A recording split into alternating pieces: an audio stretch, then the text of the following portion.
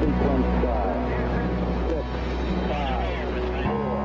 I feel the liftoff. The clock has started. Liftoff. We have a liftoff. Roger, 0G, and I feel fine. Godspeed, John Glenn.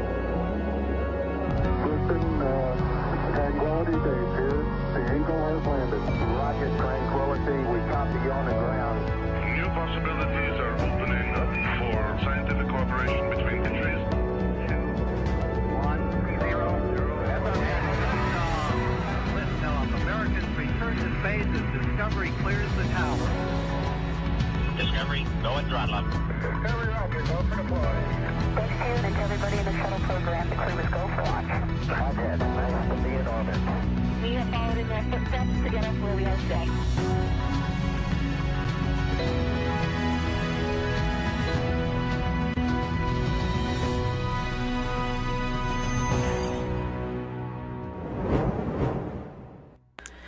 And Starliner has performed its final departure burns from the International Space Station, and it is on its way back to Earth. Good afternoon, and welcome to our live coverage of Starliner's return home. I'm Lauren Seabrook with Boeing. And I'm Brandy Dean with NASA. And Brandy and I are coming to you live from here in Mission Control in Houston, where we have just heard that we are goes across the board for our deorbit burn that will be coming up here shortly. And joining us in just a little bit, we have a team ready to go live from Starliner's landing zone in the western part of the United States.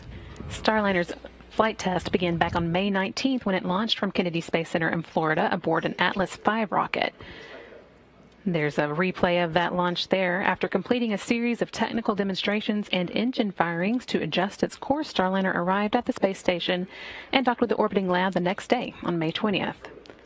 Starliner's return to Earth will mark the completion of this uncrewed flight test and another milestone for both Boeing and NASA's commercial program as we work toward increasing our capability to launch humans to the space station from the United States.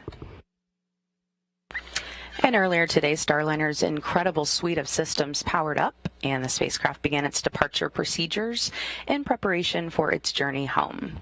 Teams here in Houston, Florida, and New Mexico have been monitoring the spacecraft as it autonomously undocked from the International Space Station this afternoon around 1:36 p.m. Central Time, and it was flying about 257 miles above Singapore. It then began a series of departure burns to move away from the station, and it was quite the sight. Great replay there. Following Starliner's launch on the 19th, the teams here on the ground did see some unexpected behavior from some of the spacecraft's orbital maneuvering and attitude control, or OMAC thrusters, as well as its reaction control system thrusters. Specifically, 2 of the OMAC thrusters shut down early during Starliner's orbital insertion burn, and later in the flight, a couple of reaction control thrusters shut down early as well. However, Starliner has a total of 20 OMAC engines and 28 reaction control system jets, so there's plenty of redundancy to draw from. And we still want to learn as much as we can about what caused those thrusters to shut down, however. So after the Starliner exited the ISS approach ellipsoid earlier today, we sent some extra engine commands to try and gather just a little bit more data on how those thrusters are behaving. The flight controllers had Starliner command both of the OMACs that shut off prematurely, as well as 6 of the reaction control system thrusters, including the 2 that stopped firing early on our first day in orbit. After exiting the approach ellipsoid, each engine was commanded to fire individually, not all at once, starting with the OMACs. These thrusters are located on a service module, which we will be jettisoning shortly after today's deorbit burn. So the crew module can then make its way back to the Earth alone. So this was our last chance to check those systems out before we got rid of the service module. And those engine commands took place around 3:25 Central. It wasn't a pass-fail test, but really meant to gain just as much data and understanding of the service module before it's allowed to burn up in the Earth's atmosphere. I'm sure that our engineers will appreciate the information as we prepare the next service module for our upcoming crew flight test. For the deorbit burn, though, to ensure that everything goes exactly as planned, the ground teams have disabled the 2 OMACs that previously shut down and will only use the OMACs that we have complete confidence in. Based on the results of the test, however, the flight controllers decided to re-enable the 2 reaction control system thrusters, and we will have a full suite of 28 RCSs available.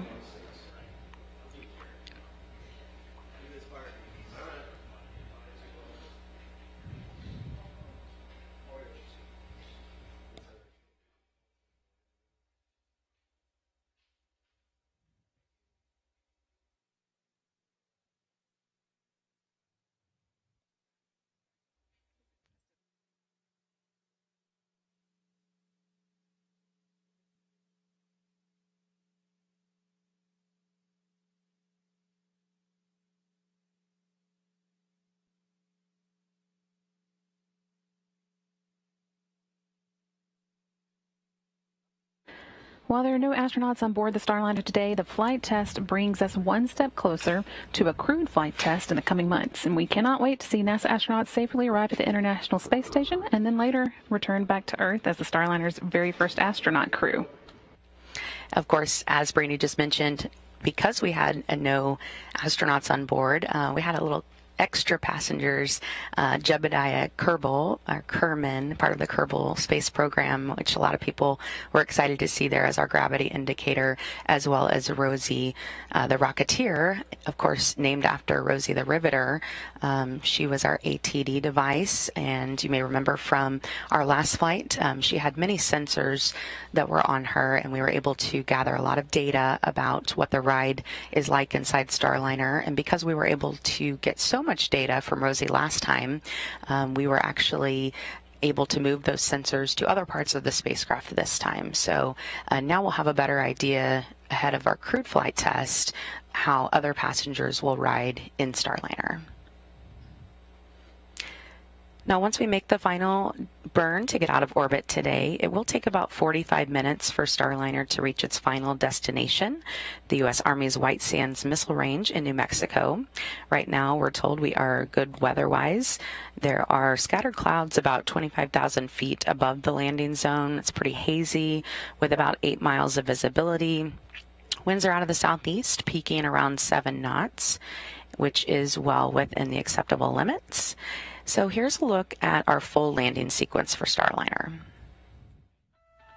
Starliner begins the undocking process in 1 hour before actually leaving the International Space Station. If all goes according to plan, the spacecraft will be back on solid ground in under 4 hours. Once the NASA docking system, or NDS, is powered up and favorable weather at the landing zone is confirmed, the main hubs holding Starliner in place release.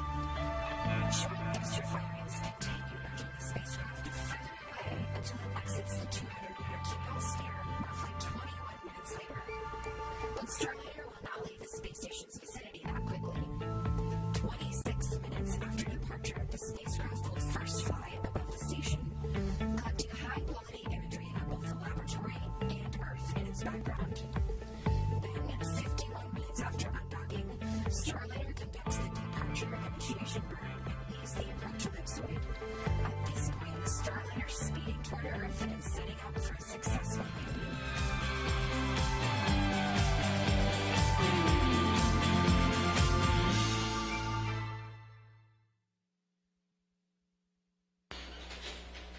That again was a look at the landing sequence that's coming up. We are now 11 minutes away from today's deorbit burn for Starliner. That's coming up at 5:05 p.m. Central Time and will last about 58 seconds. It's going to slow Starliner down by 285 miles per hour, which will drop it back into the Earth's atmosphere and put it on its way to landing at White Sands. And we are doing our best to establish a good signal with our team that is out at White Sands today. It can be a little difficult to get a great signal depending on where they are in the desert. So we do have a team of 3 people who will be coming to us live, 2 folks from the Boeing side and 1 person from the NASA side who will be out there in those White Sands bringing us a look at what the convoy looks like. They are setting up the convoy, and actually I'm told now we do have them. So we are going to go out live to our colleagues Dan Hewitt from NASA Public Affairs and Rosa Banuelos and Megan Gessner from Boeing. How's it going, guys?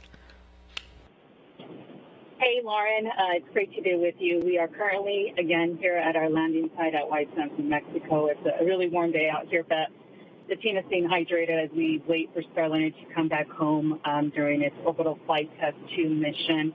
As you mentioned, we are having a difficult time establishing a good connection, but as we continue to troubleshoot, we will come back to you, hopefully with some live feeds. The team is right now getting ready in the convoy position. We are establishing the different teams, and as soon as that crew module lands and all of its parachutes and all of the parts have jettisoned, we will begin the recovery operation. Yeah, we have an initial staging point that we were actually out here on Monday, and we were able to do some practice runs with the teams as they just have continued to prepare for this moment. And we got a late change last night. It moved us about 8 kilometers further north, from all of our gear, which was not able to move with us. So as Rosa just said, we'll be in and out with video probably, but you've got a couple of other assets that should allow everybody to see Starliner make its way home. And once we get in closer, we'll be able to walk you through all of the different teams, each one color-coded with a very specific job for this recovery. And again, as we get closer, we'll be able to break all of those down for you. And again, as I mentioned, we'll continue to bring you those live views. The landing and recovery operations will begin at a 500-foot mark, and then we'll move over to the 120 feet as we move forward to the crew module. So, again, we'll keep bringing you some live updates from our landing site here at White Sands Missile Range, and I'll toss it back to you, Lauren. Rosa, Dan, thank you so much. We really appreciate that. And it looked like we did have a shot there, seeing the White Sands. Yeah, let's go back to it there. So we are seeing some of the convoy that will be lining up and headed in to be the first to be on site there once Starliner makes its landing there in New Mexico. Definitely looks like a beautiful day for a Starliner landing. Yeah, really the weather, they said, cannot be better. We're in a good spot. To get in place for that landing, Starliner completed a series of departure burns and choreographed procedures, as we mentioned earlier, that slowly moved the spacecraft further and further away from the International Space Station. And at this point, the Starliner spacecraft is well below the space station and quite a few miles ahead of it as well. Those initial smaller burns ensured that the Starliner is a safe distance away from the space station before it performs the deorbit burn, now 7.5 minutes away. That's, again, is going to bring it out of orbit and put it on track for today's landing. And those graphics there in the scene really give you a good idea of the very coordinated and synchronized sort of dance that Starliner does to move away from the International Space Station and start its journey home. Flight Director Mike Lammers and his team are expecting Starliner's orbital maneuvering attitude control thrusters, which we also call OMACs, to fire around 5:05 p.m. Central Time, pushing the spacecraft out of its orbital flight path and on its journey home.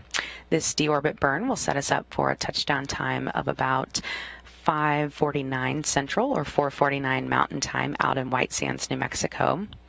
Control teams in Houston will begin powering off Starliner's radiators and solar arrays as the spacecraft will no longer need that. It has enough power to get home at that point, and the sublimators will take over cooling. Those sublimators use water to cool the cabin.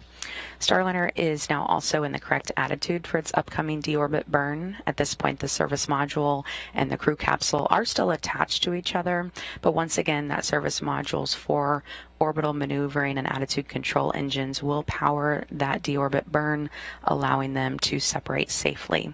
Those engines are each 1,500-pound class thrusters, meaning that this burn will take about 6,000 pounds of thrust, slowing Starliner from its current orbital velocity and bringing it back to Earth's atmosphere, ultimately, again, touching down out there in White Sands, New Mexico. We've still got a little over 5 minutes to go before we do start that deorbit burn, which again will last 58 seconds. Right now, Starliner is about 264 miles above the Southern Ocean, just about to reach the southernmost portion of this final orbit around the Earth, a little southwest of Australia. And on Starliner's last flight, we were able to prove some pretty major test objectives that we could safely launch and land. And this flight was all about kind of everything in between. And we do have a long list of objectives that we have met so far. Let me just go through some of these things. The vestibule was pressurized, getting Starliner equalized to the same pressure at the ISS. Starliner's intervehicular activity, or IVA, hatch was opened. Joint ventilation with the ISS was established, which is basically just pumping in air from the ISS and then letting Starliner's air flow out. The spacecraft batteries were recharged from the station's power. Docked telemetry paths and file transfers were verified, and that gave us the opportunity to retrieve data while still there at the ISS and docked instead of waiting to return home. So really vital information that our engineers were able to get back here on the ground. Just a little more than 4 minutes to go until deorbit burn. We did hear that NASA's WB-57 aircraft did arrive at the landing site. They're now in a holding pattern waiting for today's landing, which itself is about 48 minutes away now. Again, that's coming up at 5:49 p.m. Central Time. That's 4:49 there locally at White Sands. That is going to provide us one of what we hope will be several views of landing for you. And the teams here on the ground also reporting that Starliner is in a good configuration for the deorbit burn. Still 3 minutes and 40 seconds away.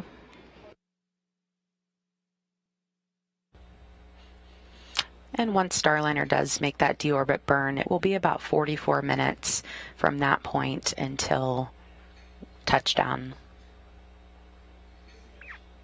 So right now, about 47 minutes away from that landing.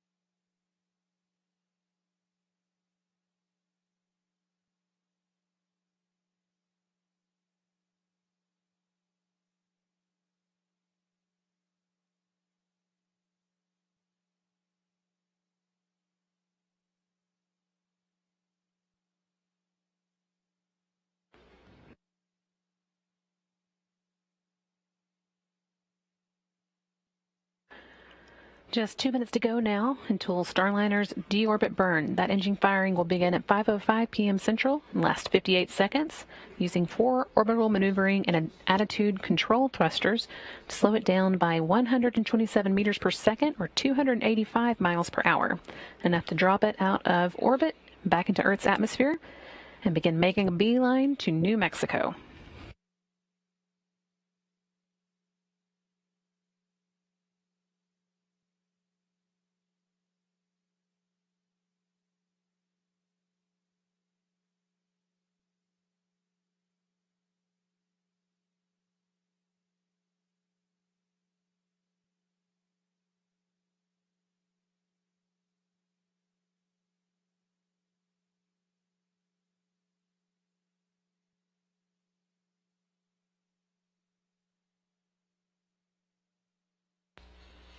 One minute to go until that deorbit burn.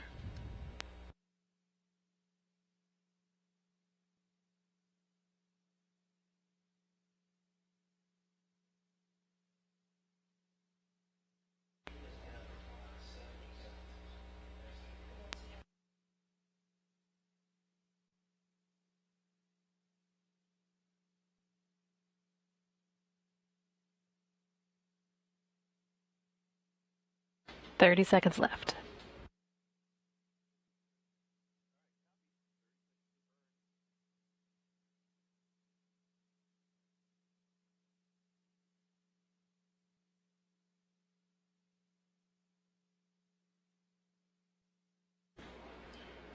Ten seconds to the deorbit burn.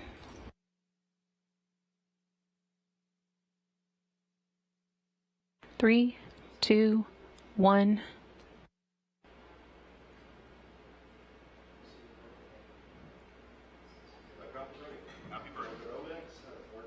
And the team here on the ground reporting that the orbital maneuvering and attitude control thrusters are firing, slowing Starliner down as the capsule begins its journey back to Earth. Again, this lasts for 58 seconds and slows Starliner down by 285 miles per hour.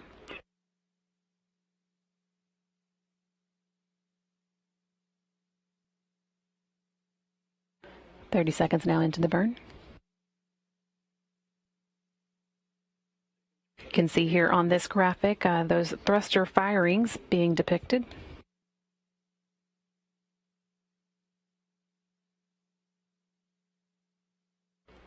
Ten seconds left.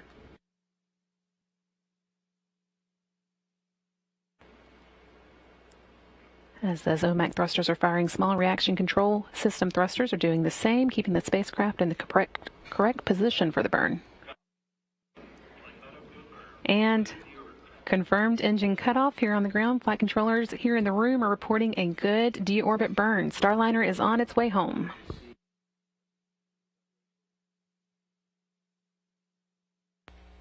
You said they don't?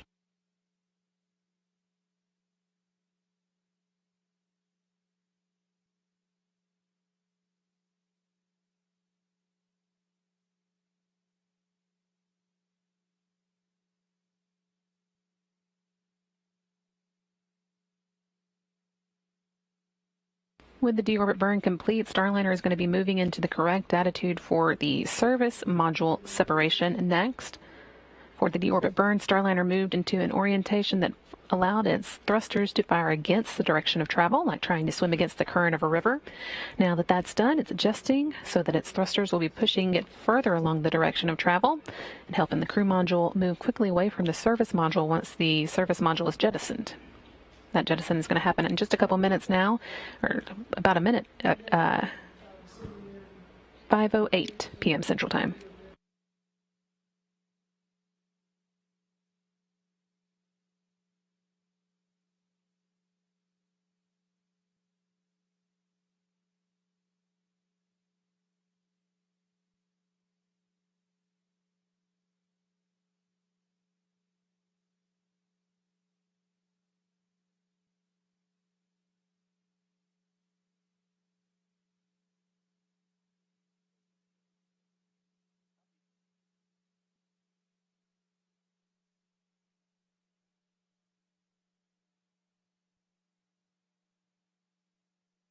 We are coming up on that service module separation.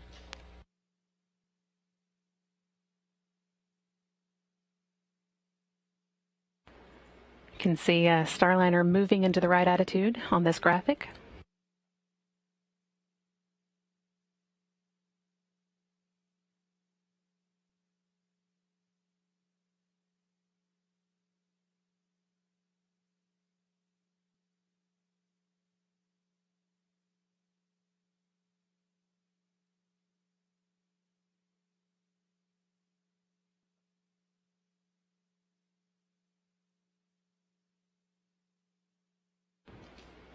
Satellite handover right now. That's why the text on the screen went green, but we expect to have the service module separated by the time we get it back.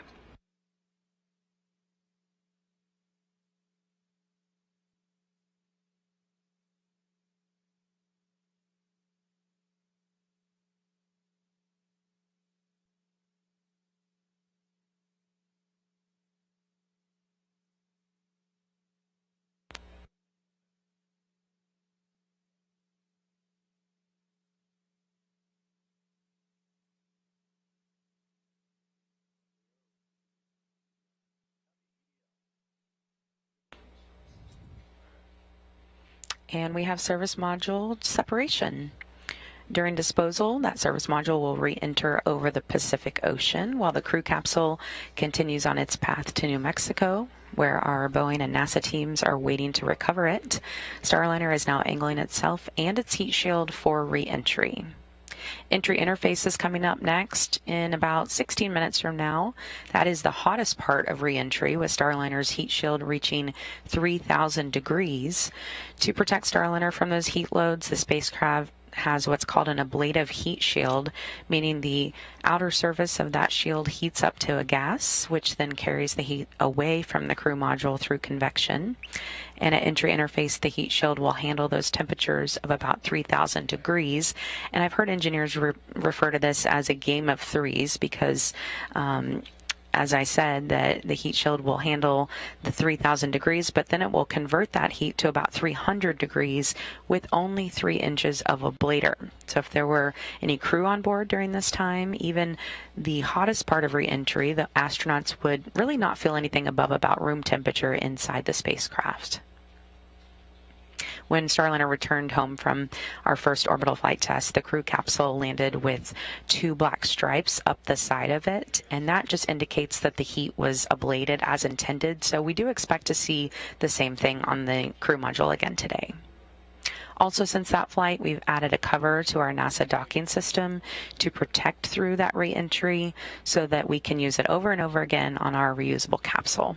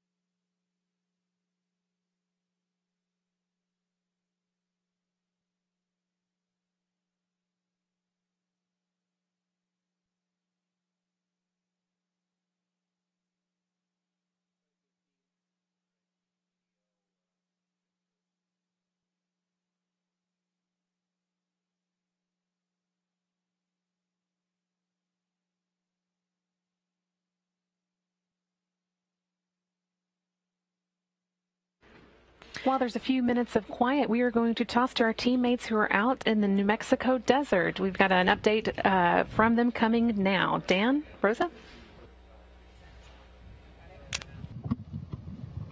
Hey, thanks, Brandy. Rosa and I here, we're happy to get a connection as, again, we had to do a little bit of rearranging, but we're out here. We're ready. The team's very excited. We've been following along. We heard the deorbit burn happen, and we're real excited to see Starliner. It's going to be coming in over the mountains just over there. Pretty soon we're going to be seeing it on the horizon. That's right, Dan. As you can see, the team behind us is getting ready. Our individuals who will be wearing the hazmat suits are putting those on. Our gold team will actually be wearing these on as they approach the crew module. They are going to do a visual safety assessment to make sure there's no potential hydrazine leaks. They'll be using special devices to do a quick reading, and then they will let the rest of the team know that it is safe to proceed.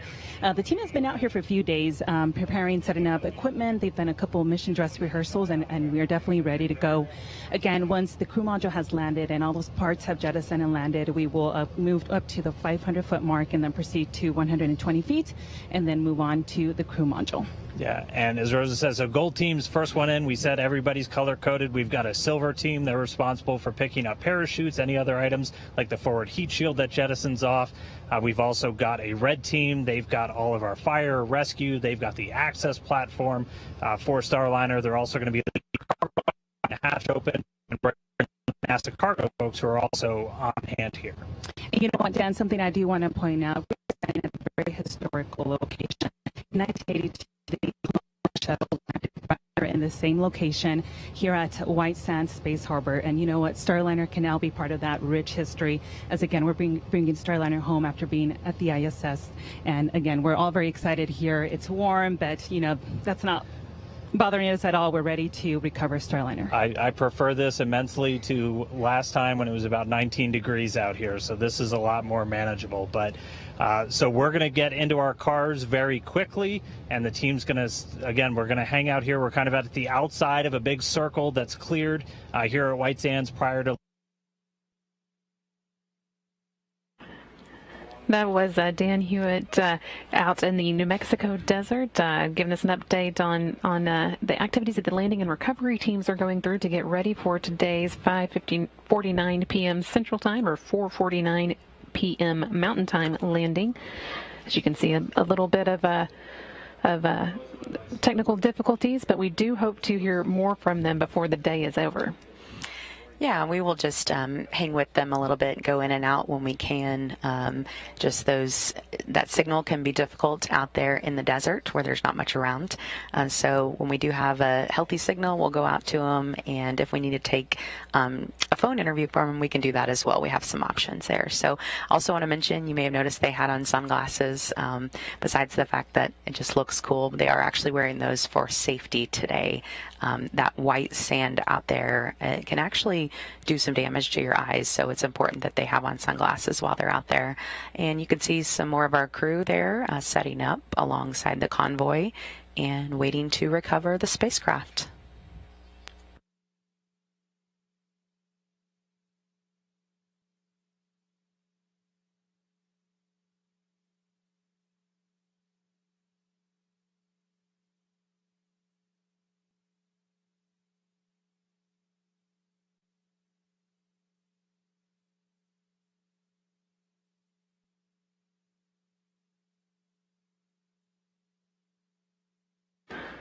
While we continue to see some of the shots from the landing and recovery team out in the desert, I wanted to give you kind of a rundown of what to expect coming up between now and that 5:49 p.m. landing. We mentioned earlier that the next big milestone was going to be entry interface. That's when Starliner will begin to feel the effects of the atmosphere. That is still about 17 minutes away. Should happen around 5:33 p.m. And then the plasma should start to build up around 5:35 p.m. We'll be through it by 5:40 or so, and then after that, 5:44, just 5 minutes before landing, we'll see Starliner jettison its forward heat shield around that has been protecting the parachutes from the intense temperatures of re-entry. Then when Starliner is still about 30,000 feet above the ground, the spacecraft's parachute sequence will begin. 2 drogue parachutes will begin slowing Starliner down, and then they'll detach and make way for the main show, the 3 massive parachutes that will take Starliner all the way through landing. While they continue slowing Starliner down, when the spacecraft is just 3,000 feet off the ground, the base heat shield will jettison and expose Starliner's airbags. At touchdown, those airbags absorb the initial force of landing, cushioning the spacecraft for a soft, safe return to Earth. Starliner has been engineered to be a reusable spacecraft with a turnaround time from landing to launch of about 6 months, and this landing on land capability will help Boeing stay on that timeline. And Brandy, besides that turnaround time, another major benefit of a ground landing is that our team has the ability to get crew out of Starliner within really 30 minutes of touchdown, and they can also get the cargo out of there within 2 hours. So from a science perspective, that means that we can get experiments from the space station down to researchers in record time. I'm sure there are a lot of scientists who are standing by just waiting for that. Absolutely. Again, of course, no crew on board today, but you will see our crews doing a lot of things to prepare. It's great practice on this test flight to get us ready for crewed flight next.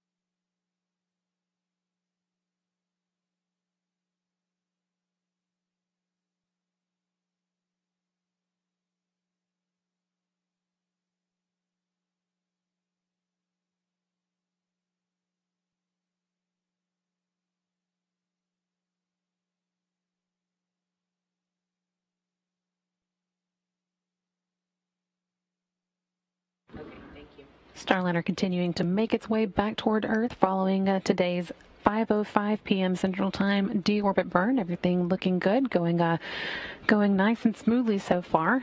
Starliner is currently about 201 miles above the Earth, moving at about relative velocity of about 24 Machs, about 17,000 miles per hour still, but it's going to be slowing down quickly from here on out as we head towards the entry interface point. That's when Starliner will begin filling the Earth's atmosphere for the first time since its May 19th launch.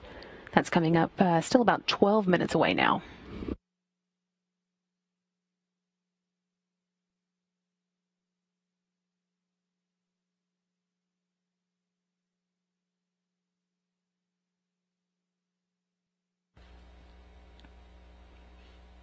Starliner will be bringing back with it about 600 pounds of cargo from the ISS, including 3 nitrogen-oxygen recharge systems, or also called NORS tanks, and hardware supporting tissue engineering research. These are those tanks they'll be bringing back for NASA, as well as many other things that we sent up in cargo, some commemorative items that will be headed back to historically black colleges and universities across the country. And ahead of the hatch closure, the astronauts on the ISS actually showed us the American flag that they're keeping up there. It's something we sent up on Starliner, and they will keep it there safely in a secure spot until astronauts return on Starliner's crewed flight and are able to retrieve it.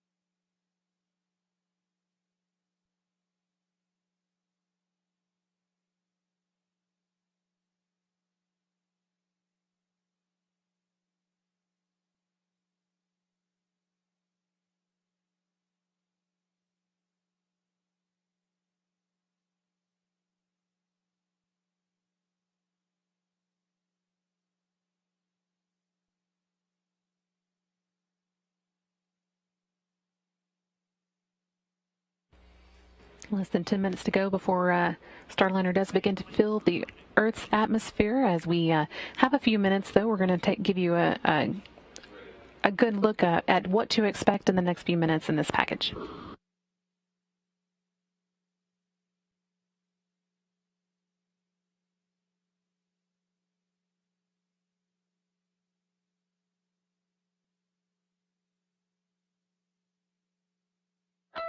Now it's time to safely bring our reusable spacecraft back home. At this point, Starliner is flying with its solar arrays pointing toward the sun, recharging the internal batteries and keeping its systems powered through the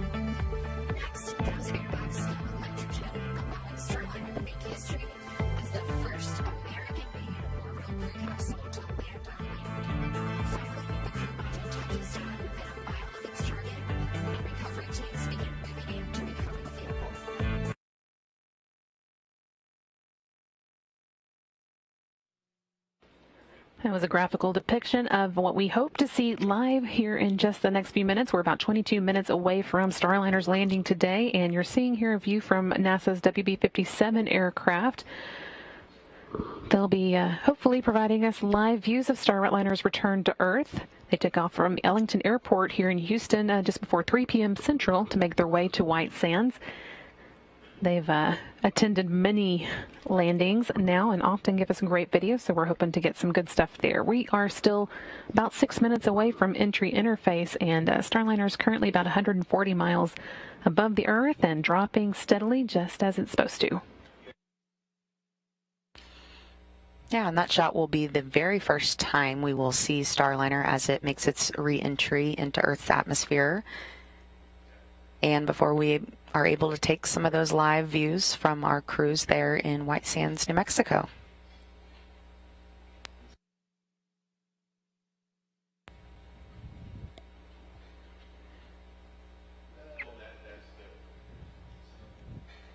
I can tell you some of the information we've been able to learn about the inside of the cabin right now is that the temperature is a nearly perfect 75 degrees. As I mentioned earlier, pretty much room temperature. So if we did have astronauts on board, that's what they would be feeling, although they would be able to adjust the temperature themselves anywhere between 65 to 80 degrees Fahrenheit based on crew preference, and whoever wins their choice of a little bit colder or a little bit warmer.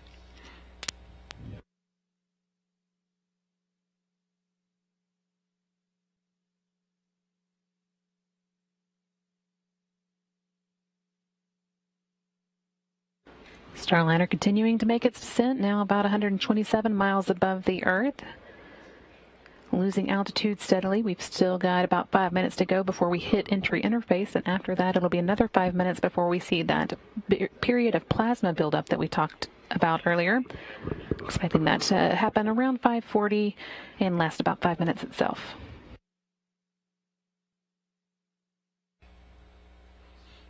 And after entry interface, things will start happening just a little bit quicker, and the closer we get to the ground, the more things will happen pretty fast. Yep, once we get to the heat shield jettison, then everything is about a minute apart. It's a little hard to keep up with at that point, but it should be a good show.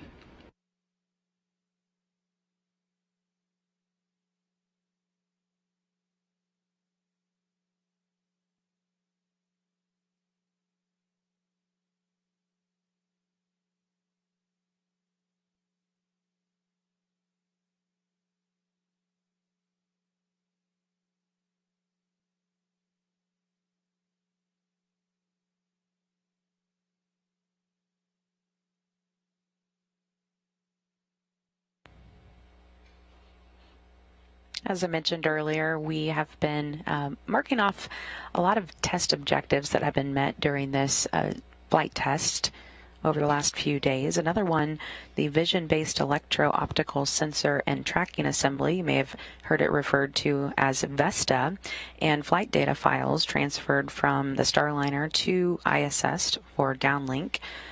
We really had the opportunity to retrieve data while still there on the ISS instead of having to wait for return, but this time with images that were taken by our VESTA system. And some of the flight controllers that I've talked to really say that the VESTA system is one of the most interesting parts for them of Starliner, just the way that it is able to be the eyes of Starliner and really see it as if we would see it with our own eyes approaching the International Space Station. It is able to see markings on the space station and the shape of the space station to delicately guide Starliner into that rendezvous process and to dock with the space station.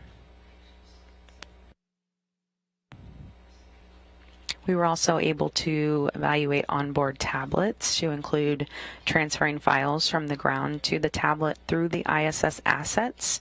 And so you can kind of think of this as, instead of carrying around a big binder of a bunch of papers, documents, they're able to upload real-time procedures to those tablets. So of course it's 2022, and a lot of things we did with paper in hand before, but even there on the International Space Station, astronauts use tablets.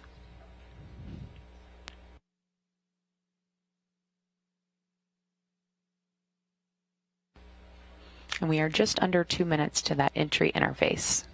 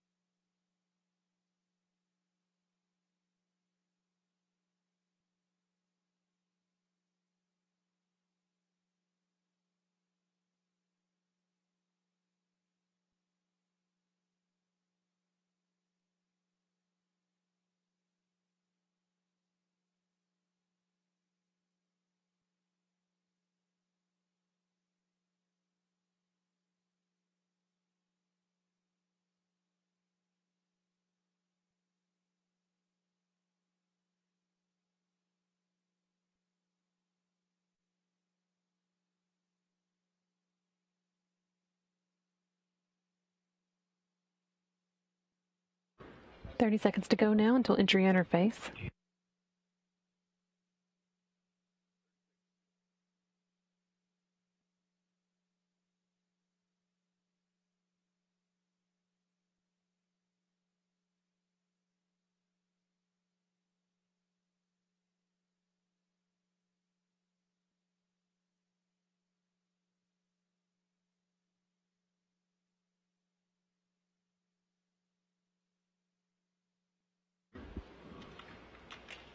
And we've reached the point of entry interface. Starliner is now 400,000 feet above the planet and beginning to feel the effects of Earth's atmosphere for the first time since May 19th. Due to the compression and friction of the air, the molecules generate a very hot plasma, which creates the red-orange glow you may have seen in post-flight imagery from other spacecraft. Plasma buildup actually causes a momentary and expected communication drop with the vehicle as the plasma briefly gets in the way of satellite signals. That period of plasma buildup lasts about 5 minutes, and we should come out on the other side of it around 5:40 Central Time. And Starliner will enter Earth's atmosphere at 17 times the speed of sound, so that could actually create a sonic boom for any folks who are living in the area. It will then be slowed by parachutes to a speed you may experience, for example, while going down an elevator inside a skyscraper. If you can think of that feeling, that is what our astronauts would be feeling inside. The vehicle then comes to a safe, comfortable stop on landing. And you can see in this view an idea of what track it'll be taking as it comes into New Mexico. It'll go over the Baja Peninsula and just a small corner of Mexico, an even smaller corner of Arizona before it comes to a stop in New Mexico.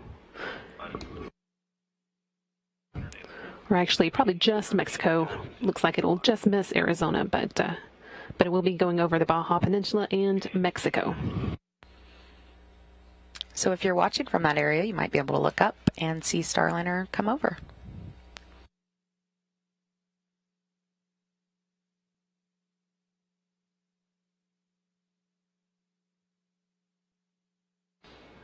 Hearing reports that the landing and recovery team is receiving data from Starliner at this point.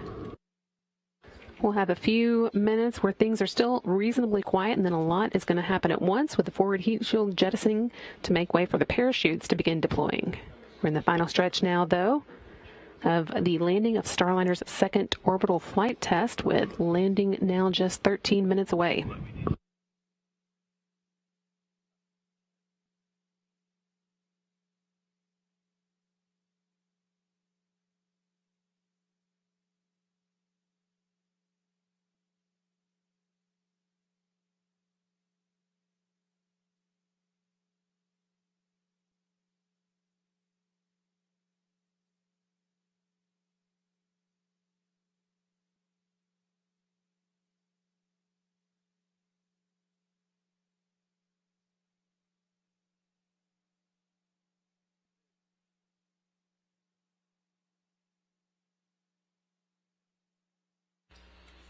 So there on your screen, you're taking a look at that shot from the WB-57. That's NASA's space plane that will give us a great shot as soon as we're able to start seeing Starliner as it makes its reentry.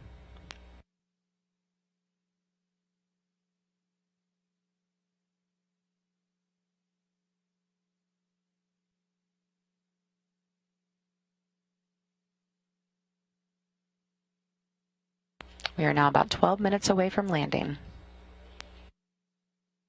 We are at that point of the flight where plasmas begin to build up around Starliner. That will last about 5 minutes. Should be out of it around 5:40. In the meantime, the flight control team had transferred to closed-loop guidance initiation, letting Starliner have complete control of its own systems.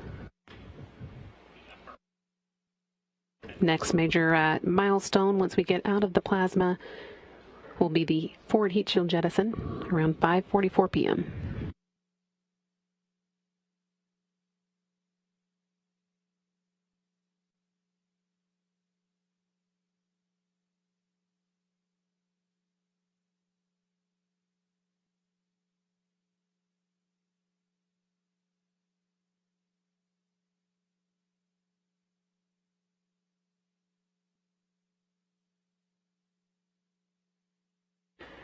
Seeing a shot here from ground trackers in New Mexico. This will be another one of the views we hope will show us Starliner as it comes in for its landing in about 10 minutes now. And this just a view of the desert, and this is where the landing and recovery teams have been getting ready to deploy out to the landing site once Starliner does touch down.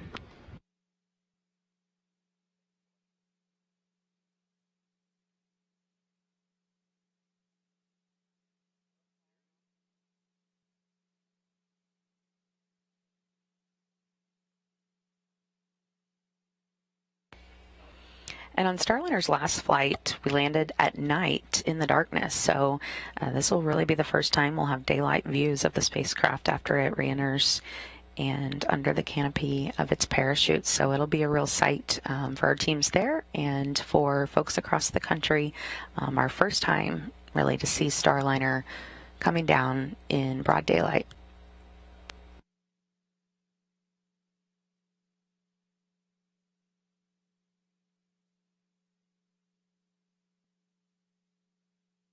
We also heard that the crew on board the International Space Station is going to be watching landing. They, of course, spent some quality time with Starliner since it docked to the station on May 20th and saw it off earlier today. That's Sergei Korsakov, Oleg Artemyev, Denise Matyev, and Chell Lindgren, Bob Hines, Jessica Watkins, and Samantha Cristoforetti.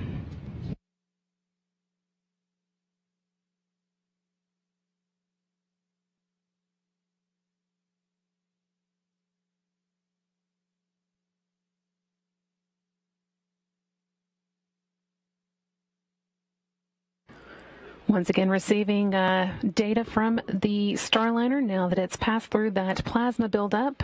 Everything going well as it makes its way across this track that you can see heading towards a landing in the New Mexico desert.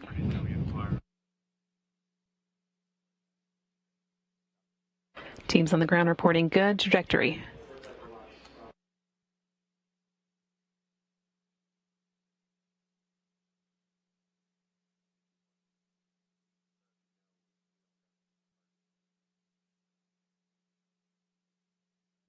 And there are our very first shots of Starliner from the WD-57. Starliner's still got about 8 minutes left in this flight and hasn't even begun deploying its heat shield yet. That'll start here in just the next few minutes. Still about 3 minutes away before the first parachutes begin to deploy, and of course before that we'll see the forward heat shield come off. But everything going well. Teams here on the ground seeing good data. And hopefully we'll get a better and better view as it gets closer.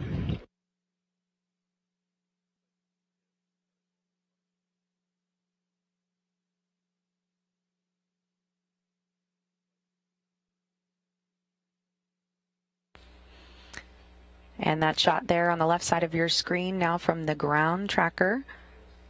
So we have two views now of Starliner as it makes its final approach to its landing zone there in White Sands, New Mexico.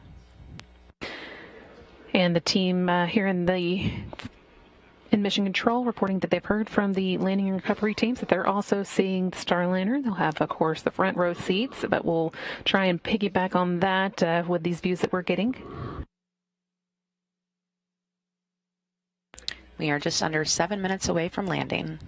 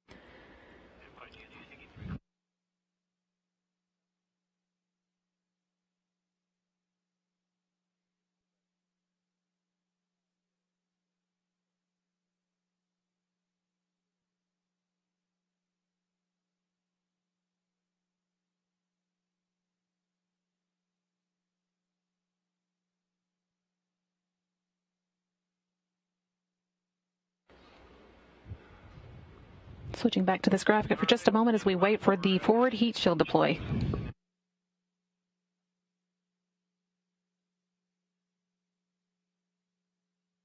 And we are starting to get a more clear view of Starliner now. We should be seeing the forward heat shield deploy here pretty quickly.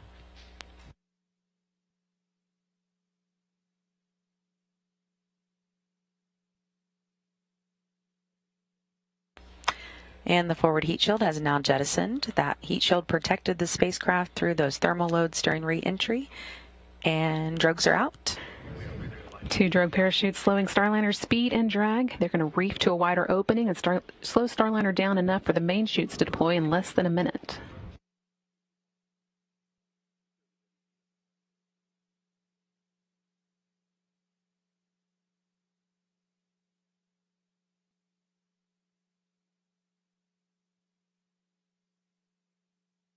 Main parachute deploy just about 30 seconds away.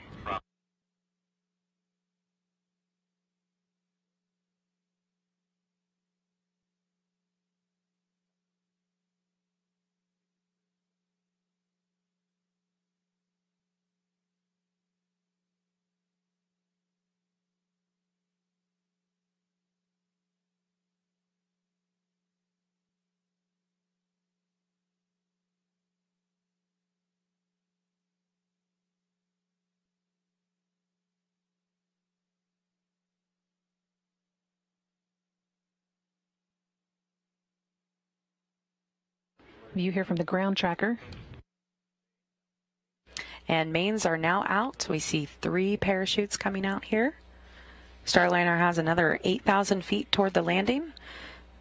Those 3 parachutes are starting to inflate now. You can see them right there on your screen.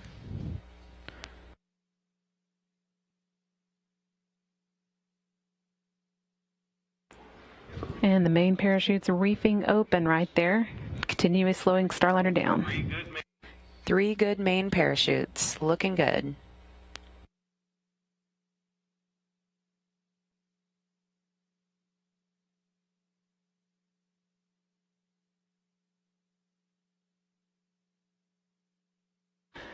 Starliner will be drifting down for another 2.5 or so minutes before it makes its touchdown, but all going smoothly. And we didn't just hear the rotation handle was released. That will help level out the capsule before touchdown. And there goes the base heat shield right there in front of you. It just jettisoned. You can see it falling away from the spacecraft. It will reveal the airbags that will cushion Starliner's landing.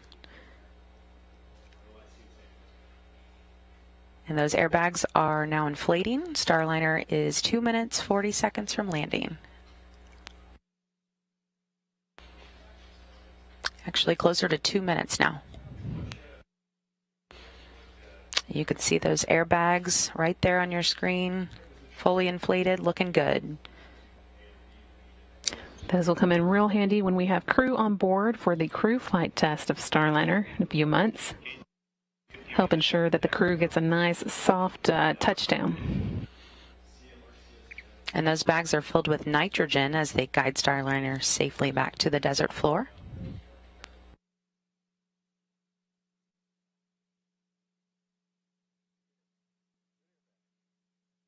Flight controllers here in the room reporting good airbags. Everything going exactly how we want to hear it.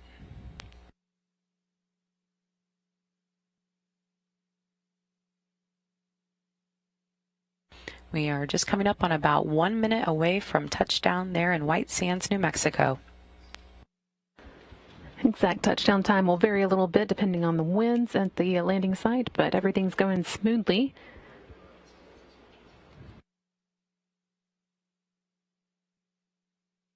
And I bet the teams there at the landing site are enjoying this view.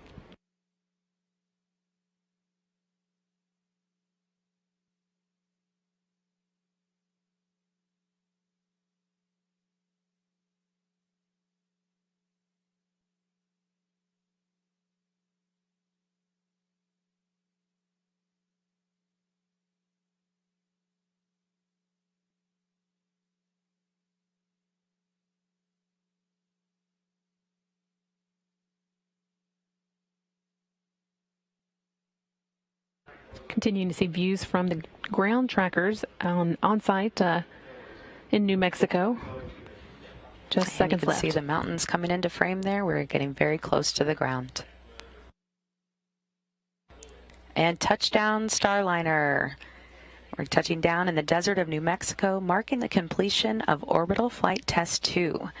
And that touchdown coming at 5:49 p.m. Central Time, almost exactly 6 days into the mission. Just a beautiful touchdown in White Sands this evening.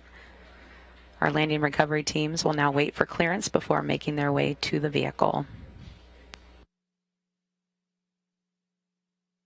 And we can hear some clapping and cheering in the other room.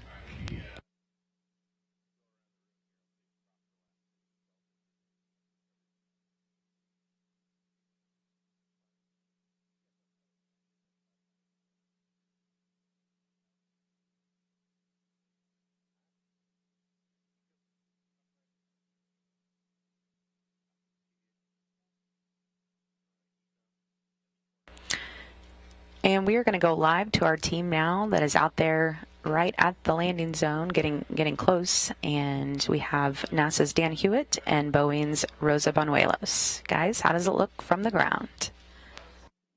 Thanks, Lauren. It's hard to describe the feeling that the team here is going through. Again, we just saw those beautiful red, white, and blue parachutes deploy. We're able to visually see the forward heat shield, the base heat shield also jettison and open those airbags, and obviously they fill with nitrogen. So we're on the move. We're in the blue team vehicle. Again, we're driving in parallel to the historical runway here for the Columbia shuttle landing. Again, where the first stop is going to be the 500-foot mark. We're driving pretty slow here, about 25 miles along the white sand, gypsum sand. Once we get to that 500 mark, the first team that will move into the 120-foot mark will be the gold team, and then they will do that first visual assessment before they give the clear for the rest of the team to approach the crew module. After that, we have the silver team who will groundly stabilize the vehicle. It will be sent a command to power down, and they will also recover the parachutes. They will also recover and save any of those in parts. And then after that team, we have our team is again going to try to attempt to give you some of those live looks as we get closer to the crew module. And then preceding that, we have the green team who will provide ground and cooling to the vehicle, which is really important to keep those crew safe from overheating. And then we have the red team who is mainly made out of the Boeing medical personnel. And then we have the hatch opening and then any of the cargo removal. Again, we're driving pretty slowly. We're heading to the crew module, and it upwind. The crew module uses a hypergolic propellant that when it does turn into vapor, it can be very toxic. So we take that very seriously. Safety is the number one concern and priority for the flight crew and from the team here on the ground. So when the gold team does arrive, they will be monitoring that throughout the whole operation. Again, the first stop is the 500-foot mark, and again, if you hear the rush in my voice, it's definitely a sight to see. For all of the Boeing team here, it's definitely a proud moment. And hey, I don't have a whole lot else to add. It was pretty surreal as Starliner just almost seemed to materialize in thin air directly above us. We were able to see it come down under both strokes, see those deploy, and see all three good mates. We were treated to what I believe was a sonic boom award. That may have been some of the pyro events, but that kind of announced Starliner's arrival to the desert here for us. And so as Rosa said, we're on our way in. As we get closer, we're going to get closer also to a lot of our transmitting hardware, so we'll be able to bring you some views. Might even have an eye in the sky as the teams move in around Starliner. So we'll talk to you real soon as we get in closer. Great to have Starliner back on planet Earth. Can't wait to see it up close and get the teams. And it looks like it's coming right into view for us. So we are still about a kilometer or more away, continuing to close in. And we'll be bringing you a lot closer views real soon. As Dan mentioned, we can now see the crew module right ahead of us. We can visually see it, and it's definitely a great sight to see. So, Lauren, we'll toss it back to you, and we'll come back to you as soon as we get established a speed again. That was Dan Hewitt and Rosa Buñuelos from NASA and Boeing, respectively, giving us a report from the convoy currently making their way out to Starliner as we speak. You heard them say that they were able to hear the sonic booms as Starliner came in for its landing at 5:49 p.m. Central, and we are seeing some views from cameras there on site, some of the same ones I think that gave us the views as it was coming down as well. And here's a piece of information that I know a lot of people on our team will be really happy to hear. We are told that Starliner landed about 0.3 of a mile southeast of the landing site, which is basically a bullseye. You can see those airbags that we talked about earlier that are intended to give crew on board when we have them a nice soft landing. All deployed as planned. That's going to be one of the things the teams are checking on as they do arrive at the landing site. We've got, as you heard, Dan and Rosa mentioning, we've got a pretty big group of people who are making their way out there because it's a pretty big job to recover a spacecraft once it is touched down from space. And we're also hearing from here in Mission Control that the post-landing power down of Starliner is in work. That's one of the key milestones in getting the Starliner ready for its recovery.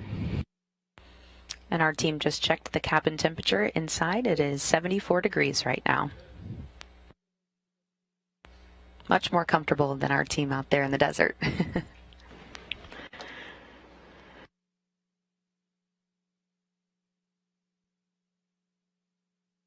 And you may have noticed just a few seconds after Starliner made its touchdown, the main chutes fall away from the spacecraft, and that just keeps those chutes from catching any wind that could drag the capsule, which obviously makes things easier for the landing team as they begin to make their way toward the vehicle and start their procedures.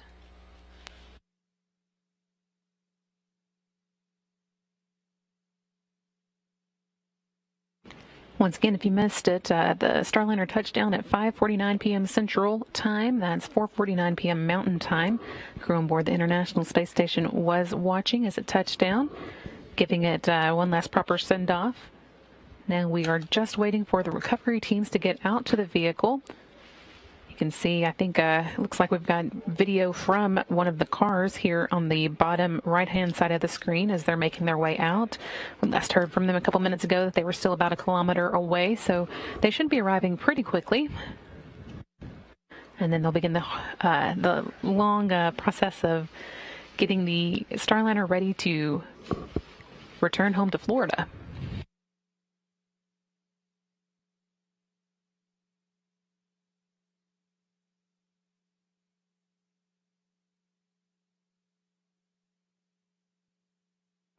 One of the major benefits of being able to land on land like this is not having to battle that harsh salt water that could be, have an impact on the spacecraft in the water.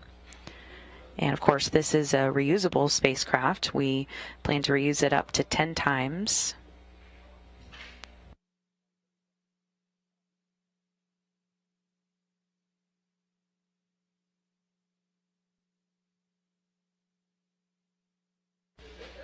We place a great deal of emphasis on testing our systems on the ground and in space before our first crewed flight test, so our teams have learned a tremendous amount from this mission.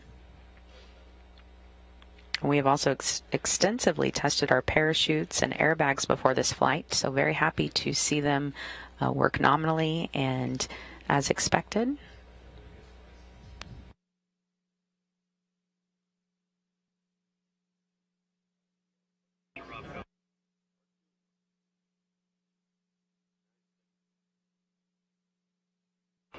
Starting to see some of the recovery teams arrive.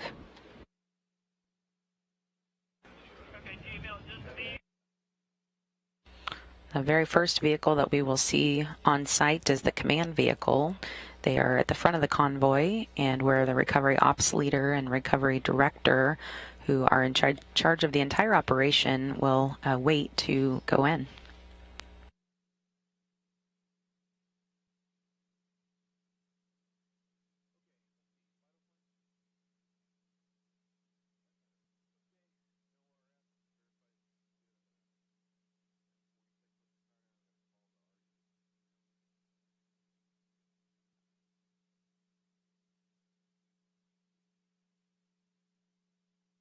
Power down of Starliner is still going on, getting everything turned off so that the team here in Houston can turn the vehicle officially, the spacecraft officially, over to the recovery team, who we can see is just arriving here in the top right-hand corner view.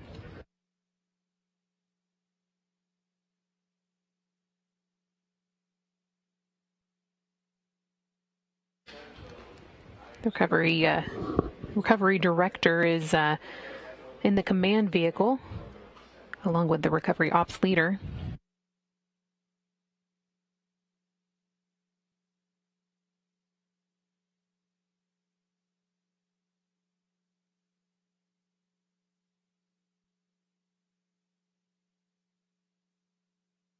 Now you see a lot of that team starting to arrive on site there.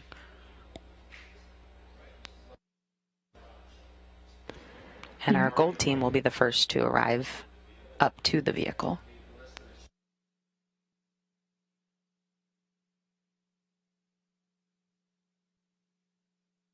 As you heard Dan and Rosa say, they are the first to the vehicle, so they do a sniff test for hydrogen, making sure that there's none of that in the air that could hurt any of the recovery team members. They'll be wearing hazmat suits to protect them from any they might find. Hopefully that'll be clear, though, and then the rest of the team members can begin moving in.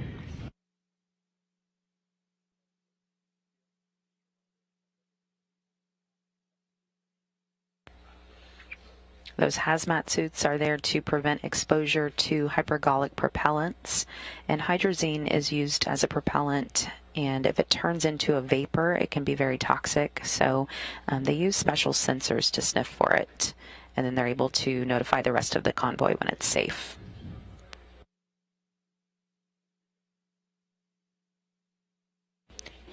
That team will also check the wind to make sure that the entire landing and recovery team is staged uprange from the direction the wind is blowing, just for an added set of protection there.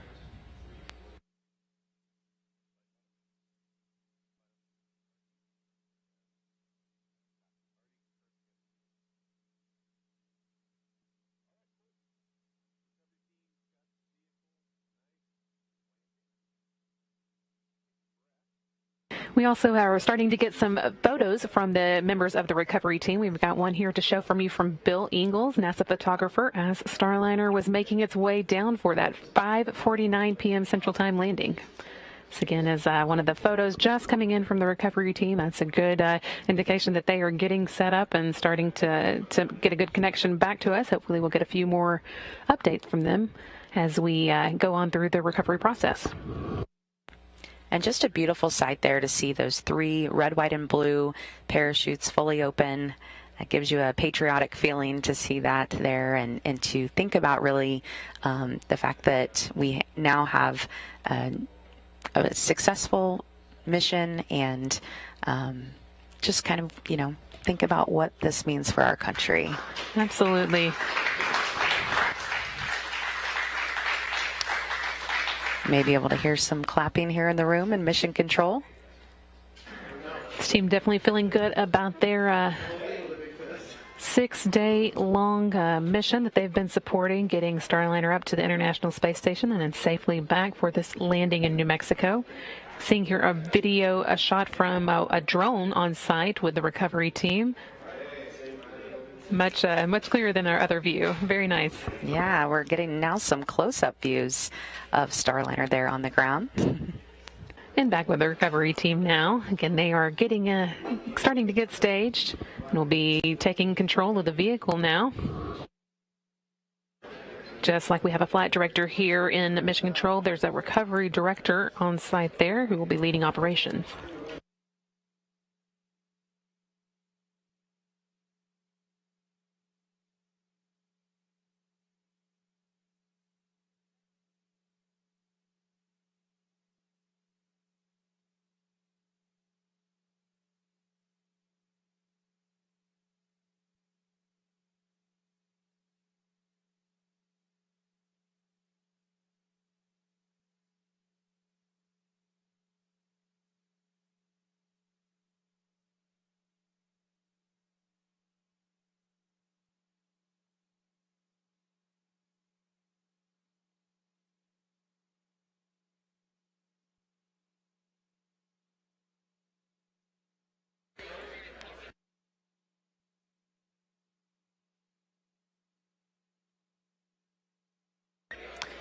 And as I mentioned earlier, when Starliner returned from its first flight, we did notice 2 black stripes up the sides of the spacecraft. We've seen those as well on this time, and that just indicates that the heat was ablated as intended.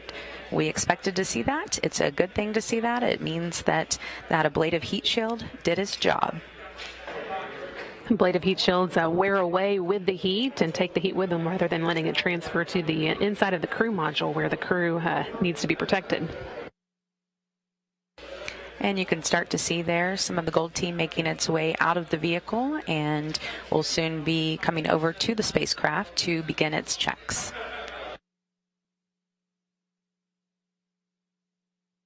And we're going to go live now back to NASA's Dan Hewitt and Boeing's Rosa Benuelos, who are live on the scene.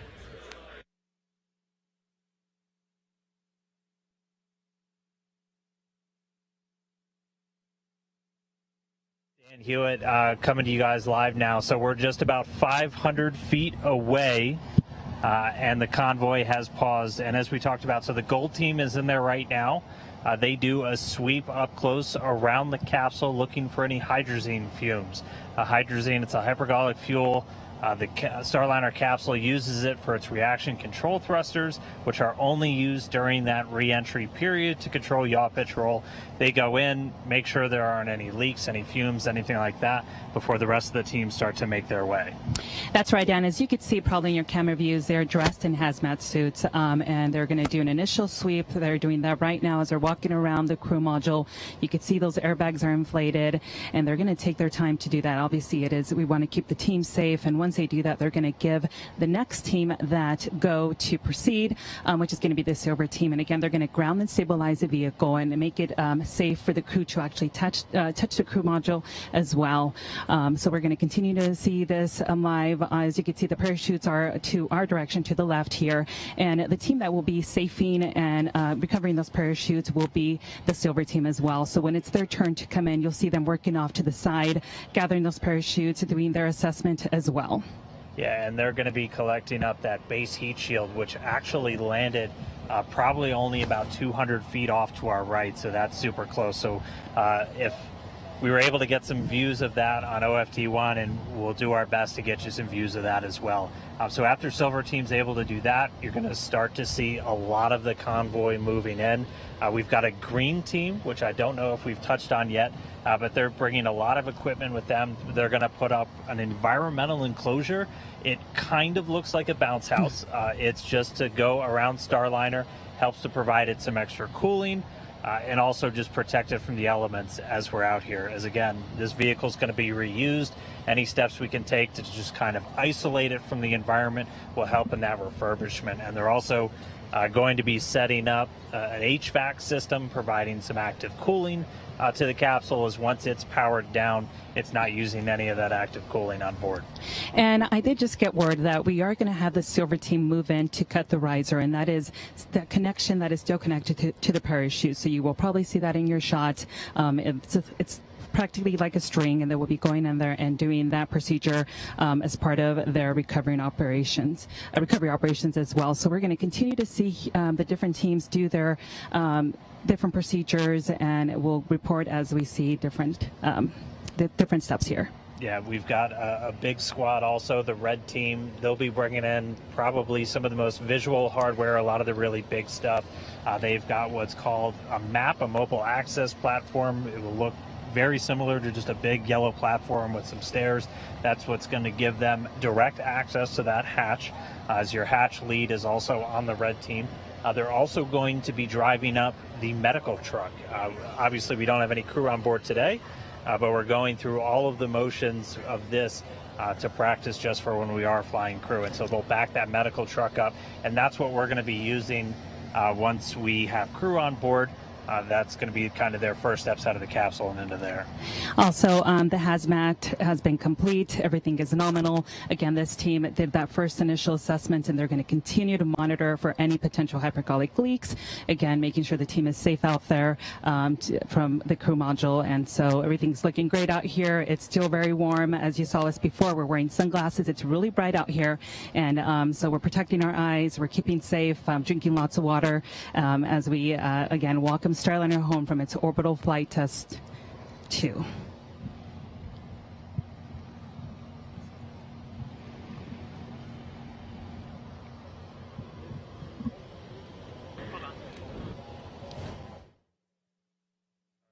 If you're still with us, but we're going to go ahead and toss it on back as they're completing that assessment. We're going to get back into our cars and be able to move in a little bit closer, and then we'll rejoin you very shortly. And you may have noticed there, as that drone flies over the base heat shield that really dropped away not too far from where Starliner landed. You may have heard a lot of clapping in the background here. Boeing and NASA leadership have made their way into mission control, and there is quite the celebration going on in here. Flight Director Mike Lammers congratulating his team on a successful flight and touchdown. Again, that came at 5:49 p.m. Central Time.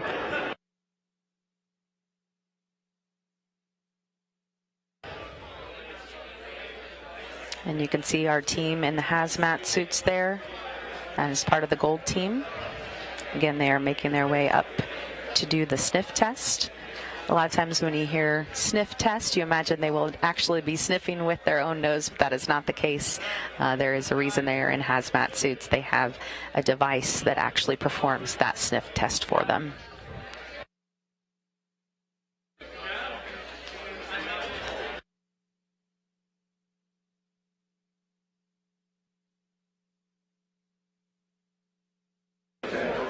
As Dan Hewitt mentioned, the ground team is now off and moving in closer with that sniff test coming through all clear.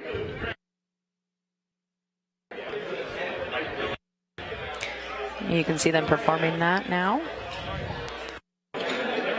Once they do move in, I think the silver team is up next, right?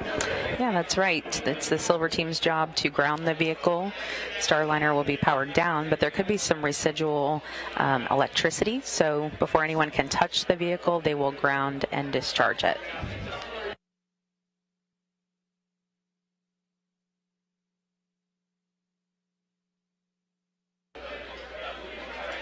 Just a great shot there. As I mentioned earlier, during our last flight, we landed during the dark and in the middle of the night. And so this is the first time that we've been able to see just such clear pictures of Starliner's crew capsule there in the desert of white sands. You can see that black stripe I mentioned, which is just kind of a badge of honor. It lets us know that the engineering done to protect that spacecraft during the hottest part of its reentry did its job.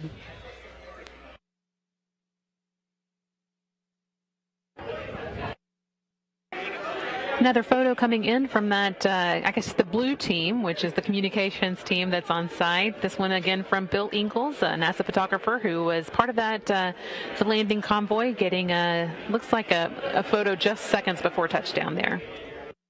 And a beautiful sight just to see Starliner there with the backdrop of the mountains. I have a feeling this is a picture that a lot of people will have up on their wall.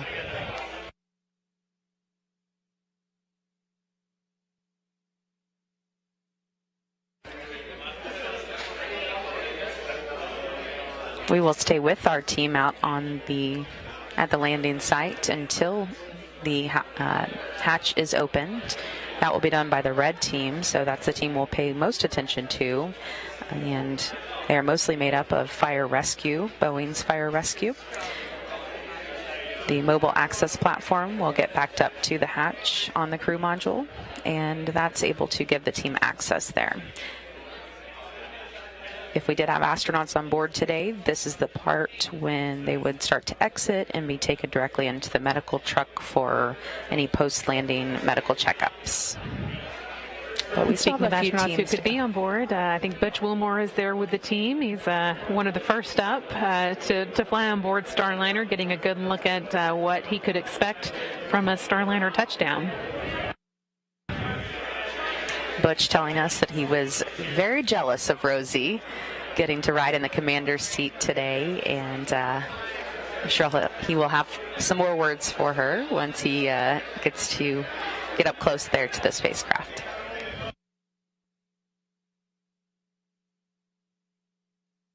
Definitely seeing some of those teams begin moving in closer now.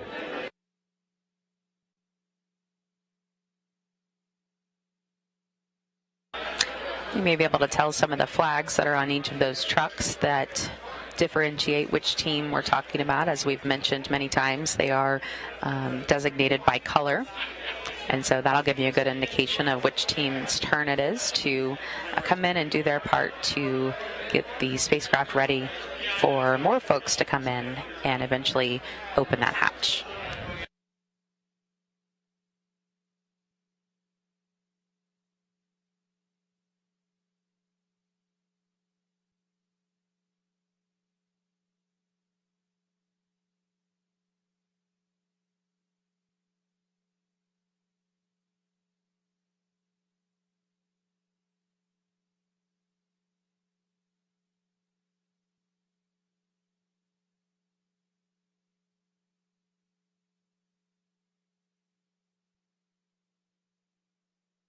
It's only been 26 minutes now since Starliner touchdown, so you can get an idea of how quickly those that landing and recovery team can move in for land recovery. Already through that hydrazine sniff test that we've been talking about, and getting ready to move on to the Silver team's grounding electrical test. Team here in the room has already handed control over to the recovery director, who is on site, and now they've got responsibility for Starliner.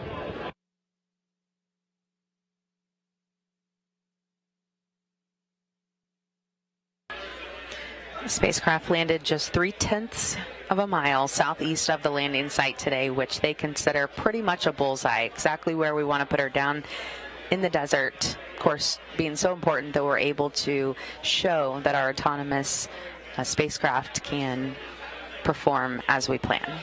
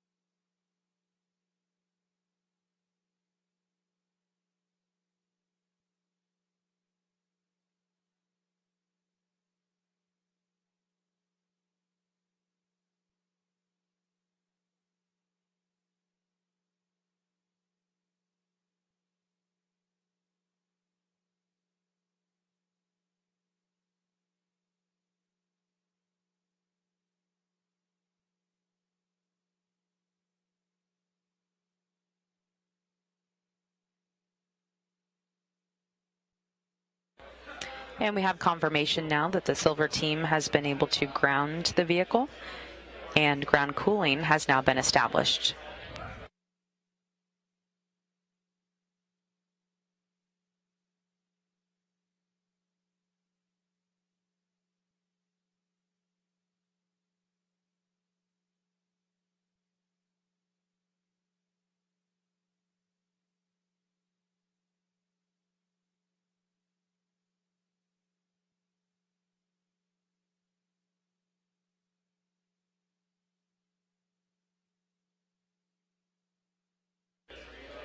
Our NASA and Boeing colleagues are still in a holding pattern right now as they wait to get the go-ahead that it is safe to move closer to the spacecraft. And once they do that and we establish a shot with them, we will go back out to them live to get an update on what they can see from their perspective.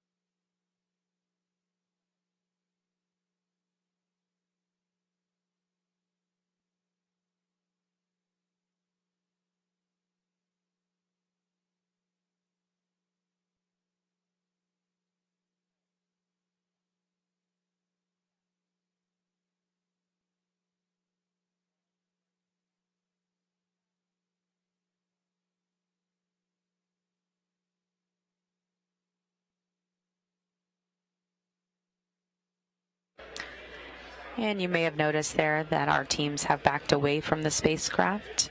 They are doing so after detecting a very low amount of hydrazine. We're just giving it time to burn off. And then our teams will move back in when it's safe and begin those procedures. Again, Starliner landed at 5:49 Central, 4:49 Mountain Time today, just about 41 minutes ago in the deserts of White Sands, New Mexico. We have several teams that will be moving in shortly to go through a list of procedures, starting with the gold team. That's the team that we did see just a short time ago doing that sniff test for the hydrazine. They do this with a device while wearing protective gear known as hazmat suits, just to prevent any exposure to that hypergolic propellants. Hydrazine is used as a propellant, and if it turns into vapor, it can be very toxic, so we use special sensors to sniff for it, and then they will notify the rest of the team when it's safe to move in. They also check to see which direction the winds are blowing so that they can make sure and set that entire landing team up uprange from those winds.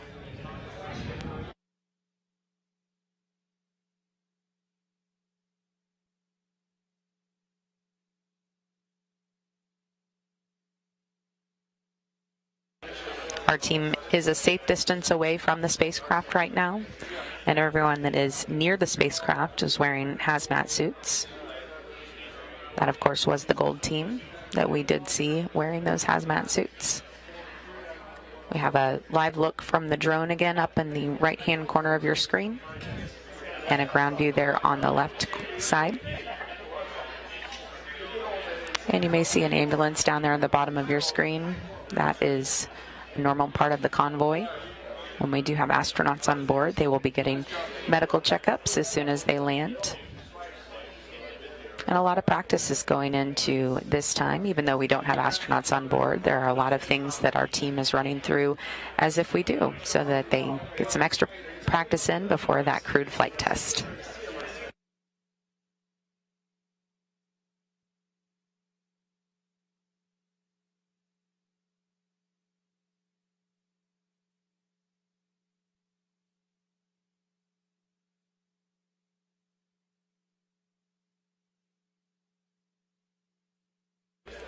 After the sniff test is performed, the silver team will move in to ground the vehicle.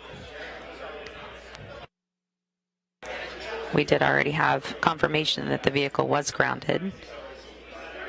Of course, Starliner was powered down already, but because there can be some residual electricity, it is important for that team to come in and ground the vehicle.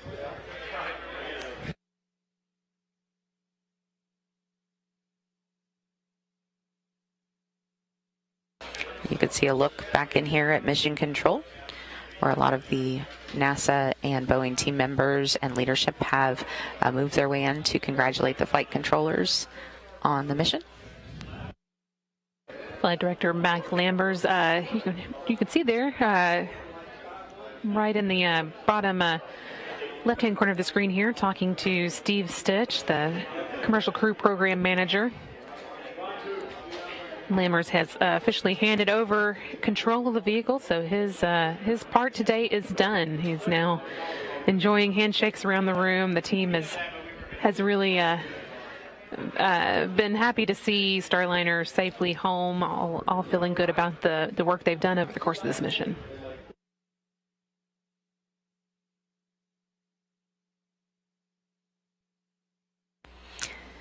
Steve Stitch was asked the other day how he would describe the Starliner spacecraft, and he described it as patient, which I think we are all experiencing right now. We're practicing our patience as we wait for the crews to be able to safely move back toward the spacecraft and finish out some of those closing procedures before we see the red team open the hatch.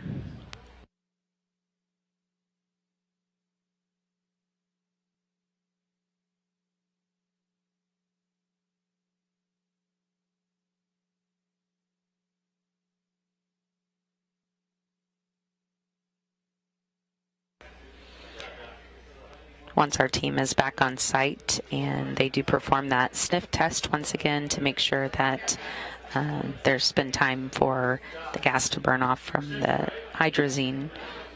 The green team will move in, and they will hook up the HVAC trailers to the crew module to get that ground cooling going. But their first job is to put an environmental enclosure on the crew module. You may have heard our teams talking about that earlier, that it kind of looks like a big inflatable or a big bounce house that goes up around the crew module there. They will wrap it around and get cool air into the module to make sure that the vehicle and its critical systems don't overheat there on the desert floor.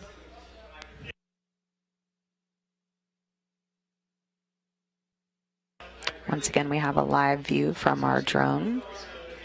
Looking over the landing site, you can see the full convoy. You can see the parachutes that were cut away as soon as we landed after a few seconds.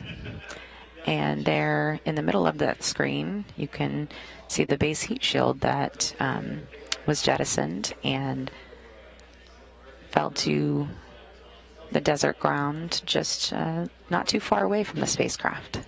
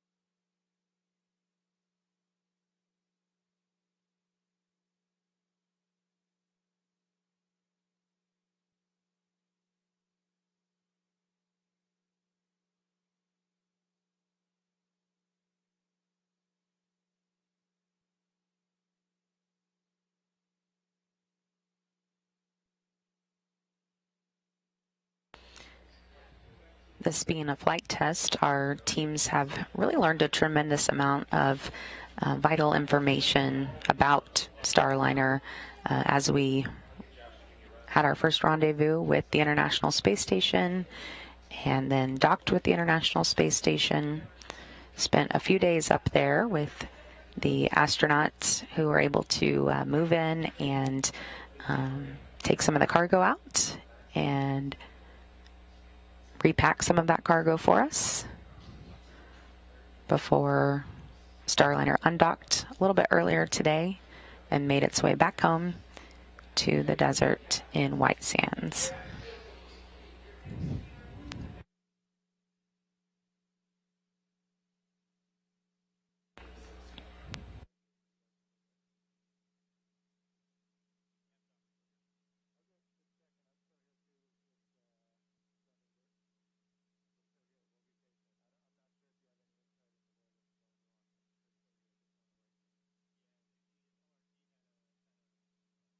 And you can see the gold team there moving back toward the spacecraft to perform another sniff test with that device.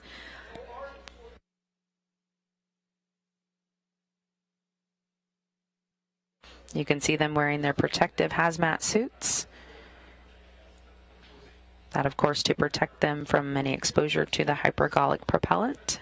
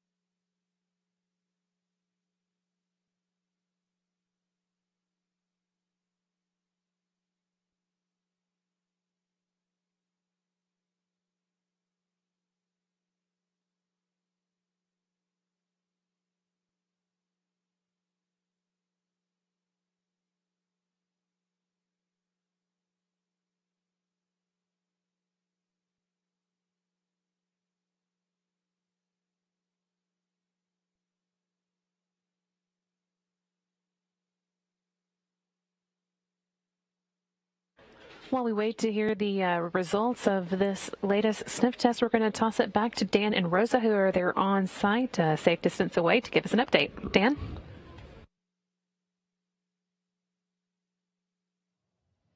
Hey, thanks, Brandy. Yeah, we're still at about the 500-foot point, and hopefully you guys can hear me right now.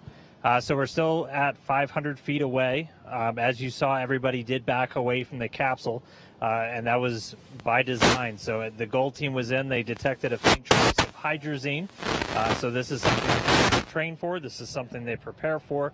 They gave the go for everybody not wearing those kind of hazmat suits to back away from the capsule while they continue to troubleshoot. And we just got word that we are detecting 0 now, so everything looks like it's going in the right direction. Again, as you mentioned, this team has trained for many years. It's part of our procedures. Again, they're still going to continue to monitor those levels, but all is looking nominal now that we've gotten that read for 0.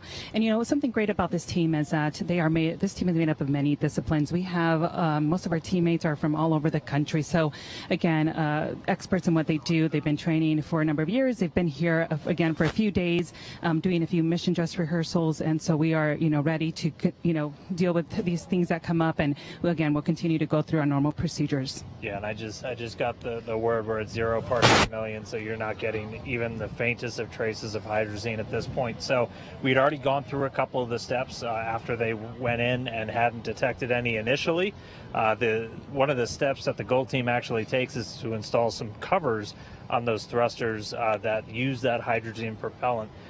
So after that was detected, they were able to go through, double check those, and now we're back down to essentially 0. So you guys have also been reporting, so we did successfully complete the grounding of the capsule, and the green team was able to establish that ground cooling. So again, had we had crew inside, they're protected by a pressurized atmosphere inside the cabin from any hydrazine leaks outside, and at this point we've already established that ground cooling. So should any of crew been inside, they would not have been in any danger from that hydrazine, and they would be adequately cooled with that ground support hardware that's already in place. And that hatch is stabilized and grounded. Again, the silver team, it leads that. That's one of the initial steps to ground and stabilize the vehicle, making it safe for the team to be able to approach it and touch the vehicle. So again, we still see some of the procedures going on in front of us right now, and we're going to continue to give you those updates as we receive them here on the landing site at White Sands, New Mexico. Yeah, and so now that we're at that point where we'll start to move in, and I'm getting the signal now that it looks like we're about to start rolling. So we're going to toss it back to the team in Houston, and hopefully the next time you hear from us, we'll just be about 100 feet away from the capsule. Over to you guys. All right, that is great news, and we are looking forward to checking back in with you when you get up close. And we just have a beautiful sight from the drone here, really up close look at those hazmat crews doing their job. They are a member, again, of the gold team, and this is something they practice extensively for. And really everything just worked out perfectly the way it's supposed to. They made their way up there, and we're now told that they have a 0 reading. So they will be giving the go-ahead for the rest of the teams to start making their way back over. There were some operations that were able to be complete earlier. We know that the vehicle was grounded, meaning that they were able to make sure that there was no residual electricity. You may have noticed the hazmat team was touching the vehicle. That is something they were able to safely do because that grounding did occur earlier. And we will have the green team moving back in here shortly.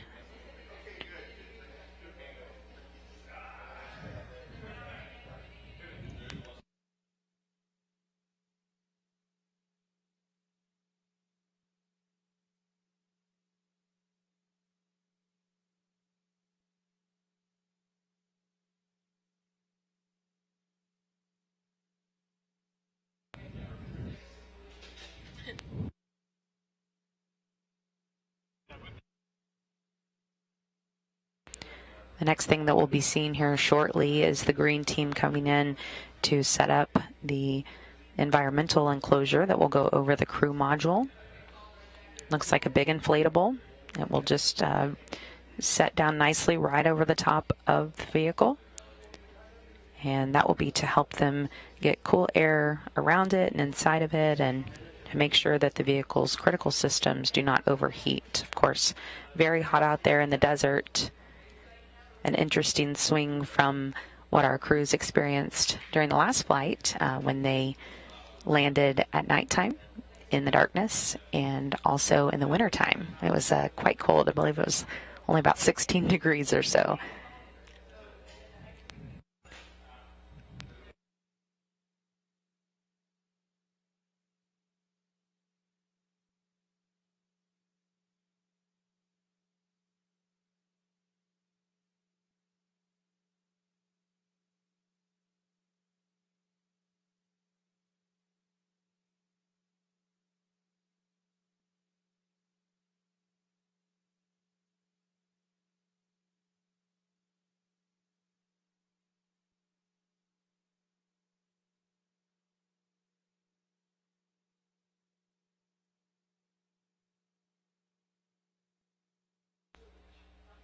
When Starliner landed around 5:49 Central, 4:49 Mountain Time today, it did land under 3 good main parachutes, as well as fully inflated airbags. And these capabilities are just something that help us turn the vehicle around in a much quicker time frame. Of course, this is a reusable crew module, can be used up to 10 times with at least a 6-month turnaround time.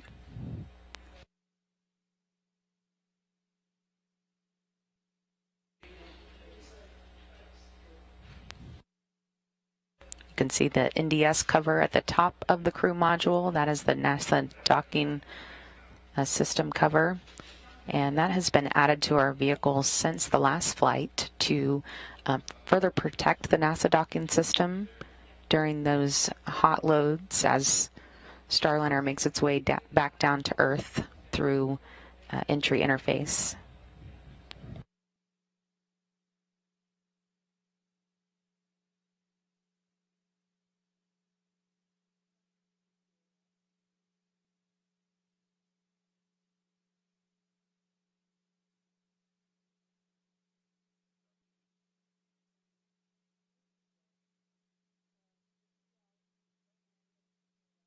We do also see exactly what we expected to see with the crew module returning through that hot entry interface. You can see that black marking there on the left side of it. There's another one on the exact opposite side. And it's the same thing we saw after our last flight. These are just proof that the ablative material that is wrapping around Starliner is doing its job when it is able to protect the crew module as it comes back through the hottest part of its ride home.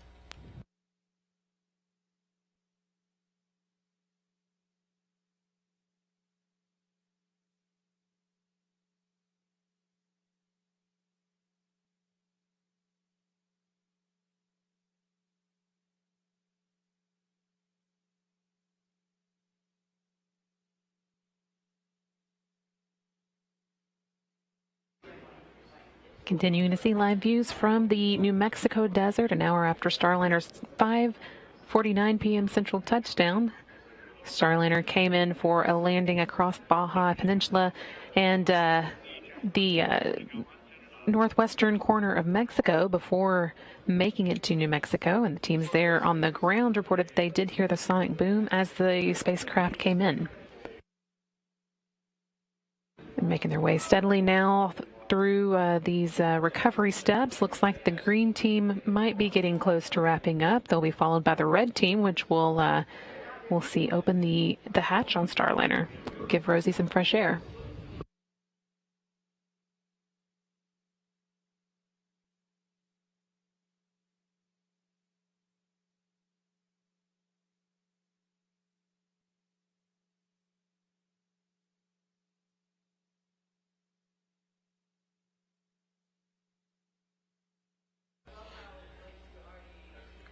You can see the gold team now moving away from the spacecraft. Of course, when we spoke with Rosa and Dan just a short time ago, they did report that there was a 0 hydrazine on the meters, so a good sniff test.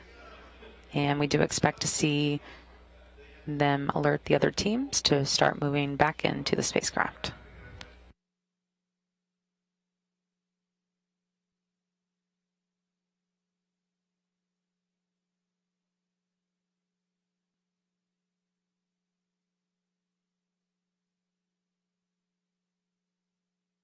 And all the teams, looks like now getting that go ahead to start moving in again. No hazmat suits necessary at this point, and they can keep working through those recovery steps.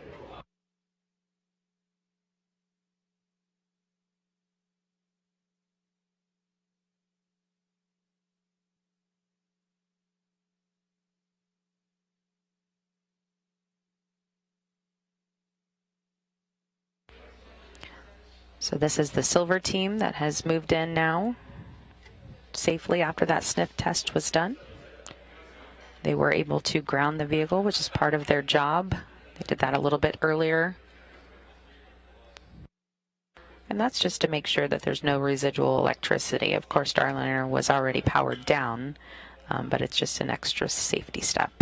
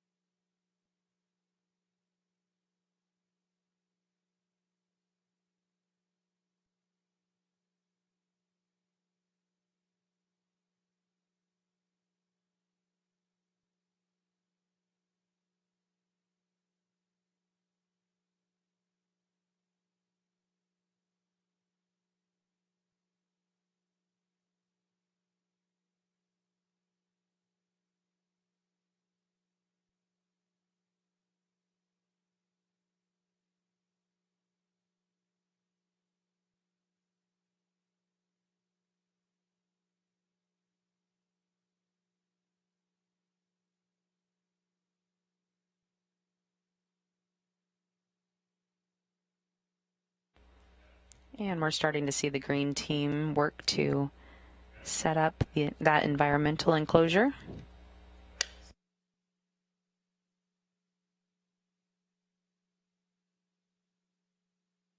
And on the right side of your screen, the red team is moving in, and that's the team that we really want to pay most attention to because they will be opening the hatch. That team is made up mostly of Boeing Fire Rescue, and as you can see there, they're moving that mobile access platform in right up to the hatch on the crew module, just so they can have the closest access to opening the hatch. And of course, this is the team, had we had astronauts on board, that would be getting them out and moving them over to the medical truck where they would get post-landing medical checkups.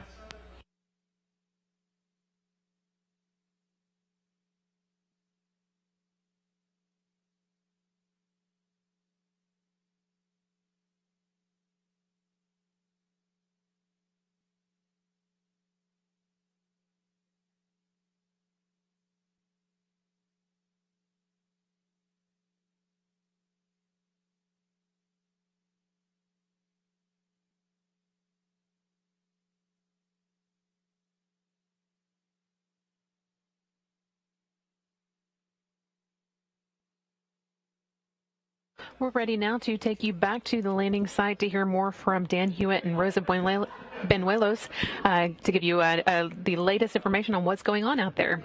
Dan, Rosa?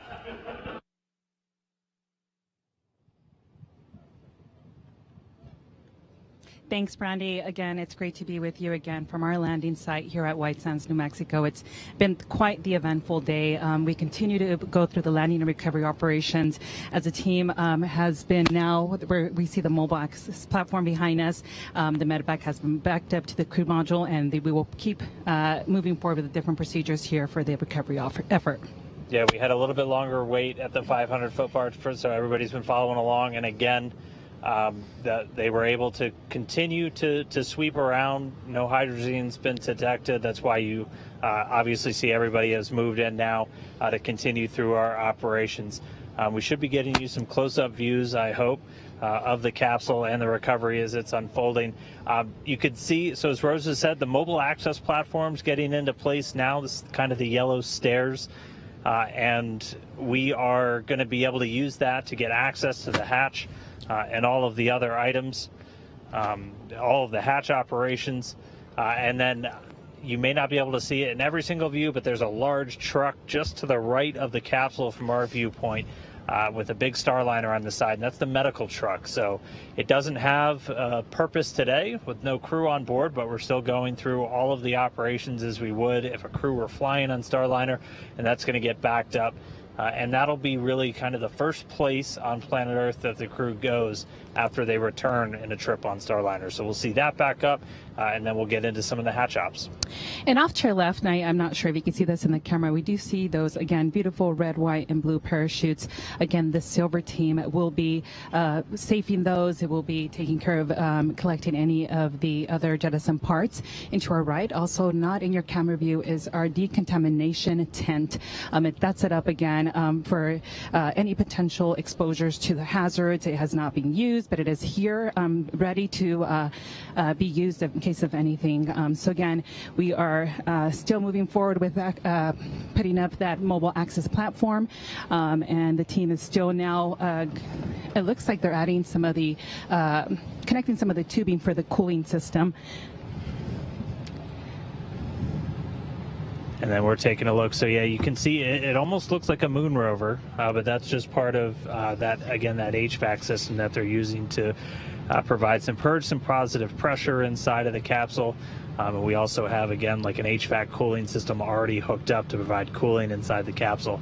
And you're going to be able to see a lot of the red team through all this action.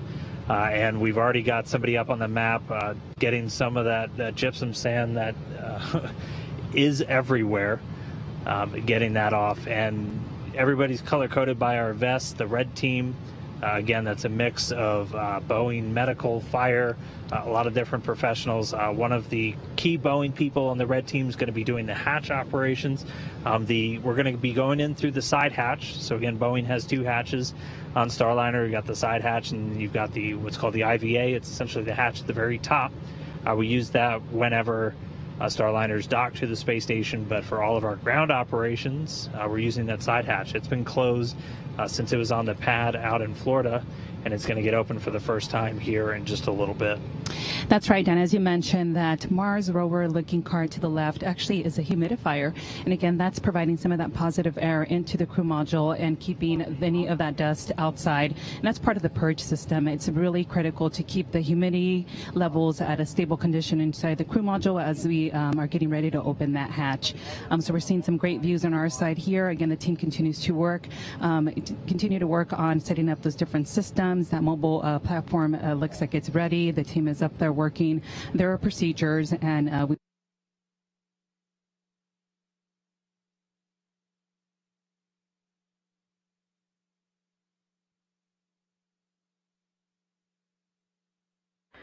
Looks like we have some technical difficulties. May have lost Dan and Rosa for the moment, but we'll hang on to see if we can get them back in a little bit later. But as Rosa was saying, the mobile platforms moving in for the hatch opening of Starliner, so that the teams can begin unloading, among other things, Rosie,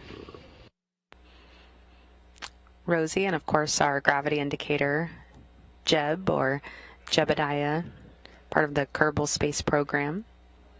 He was a bit of a surprise for some folks. Once we docked to the International Space Station, we started getting views of him doing his job as the gravity indicator. And there on your screen, you can see the red team, which is made up of mostly Boeing fire and rescue crews. They are working to get the hatch open right now. All right, we are going to try and get back out to Dan and Rosa now. Guys, do we have you?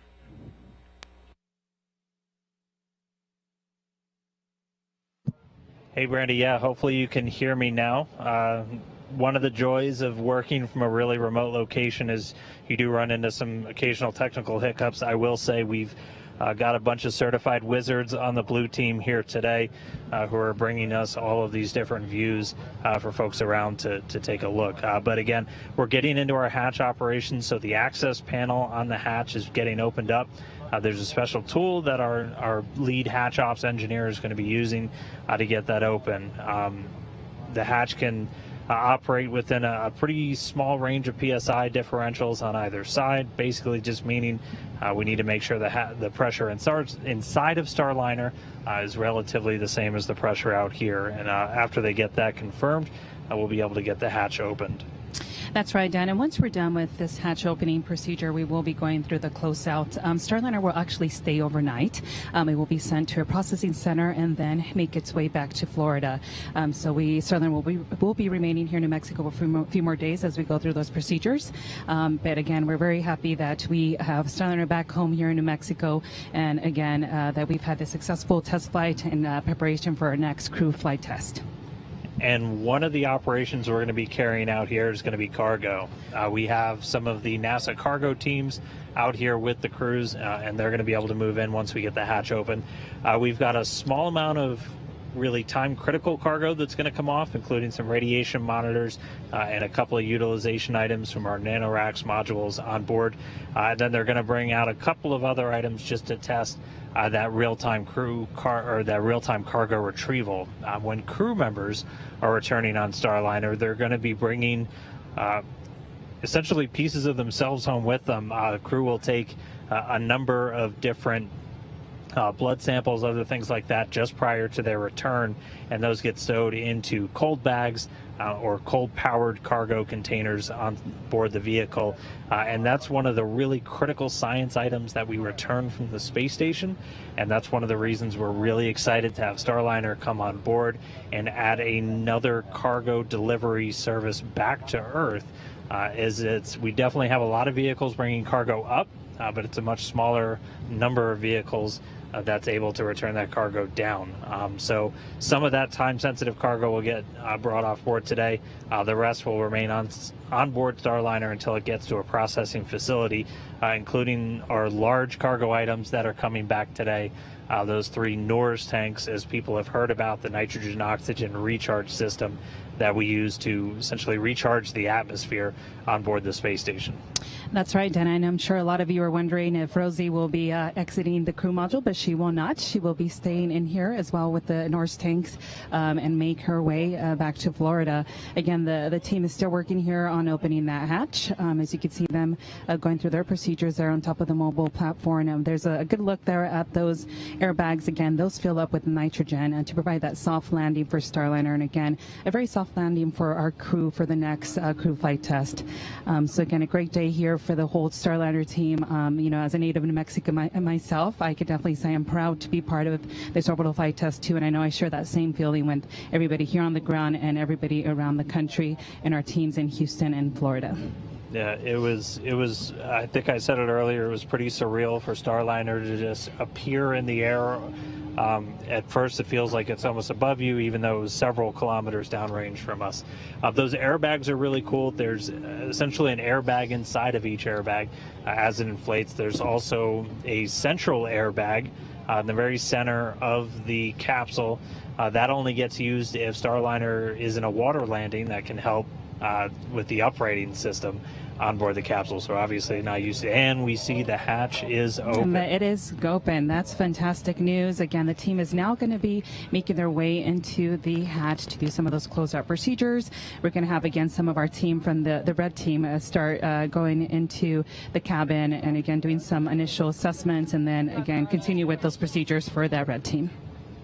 All right, so 6:06 Mountain, 7:06 Central, 8:06 p.m. Eastern, Starliner hatch is open. So they'll get their first look inside, and again, we've got some cargo specialists that'll be allowed to move up close pretty soon, and they'll be able to start to offload some of the items that Starliner's brought home.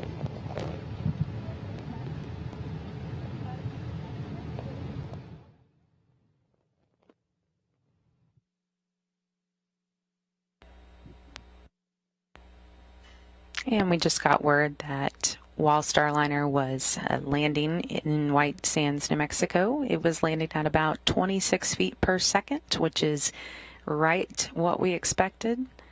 A very comfortable ride if we had astronauts on board. And then, of course, cushioned by those landing airbags.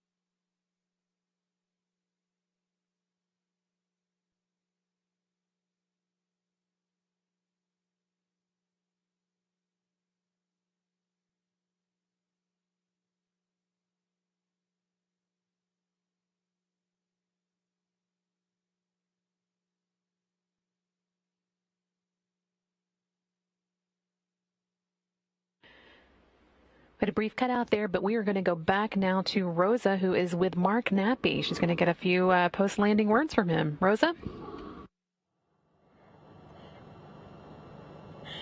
Hey there, it's actually Megan Gessner out here in the field with Mark Nappy. And Mark, you know, we did experience a little bit of a delay there at the beginning with the hydrazine link. Can you talk to us a little bit about that? Okay, well, the team comes in and has to check the vehicle out to make sure it's safe for others to approach.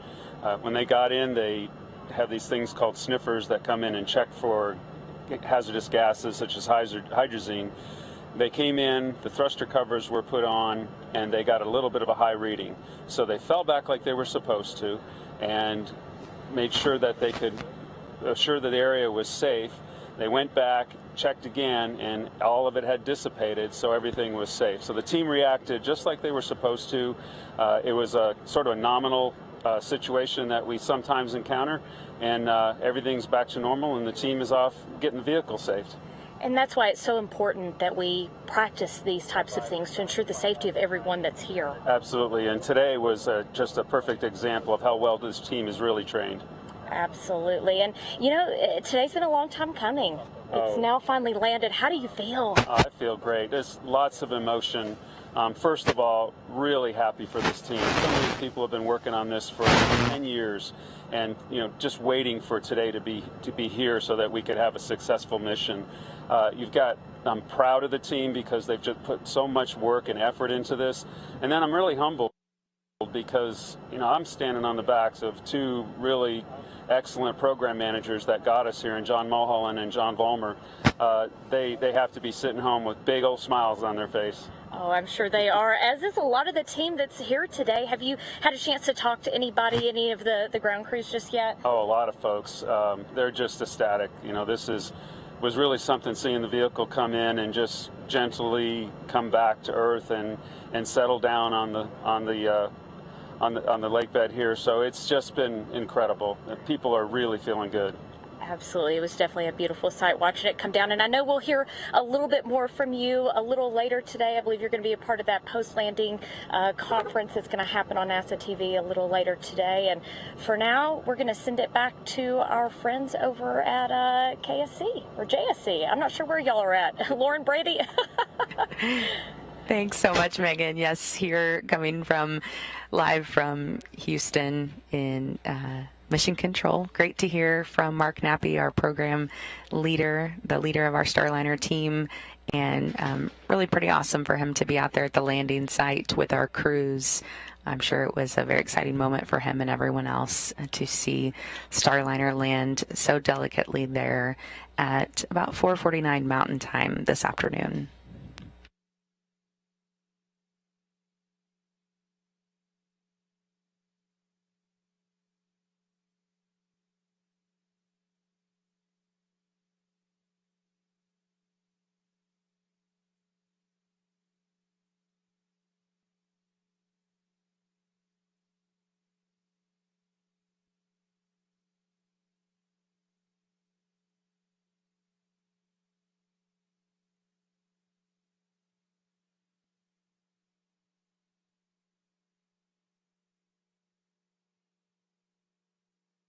We're going to keep sticking with coverage for a little while longer as the teams make their way through the post-landing recovery checklist.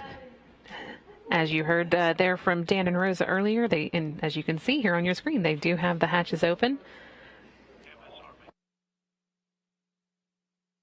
Still got about 2 hours left until sunset in New Mexico, so they've got some good working daylight hours to go.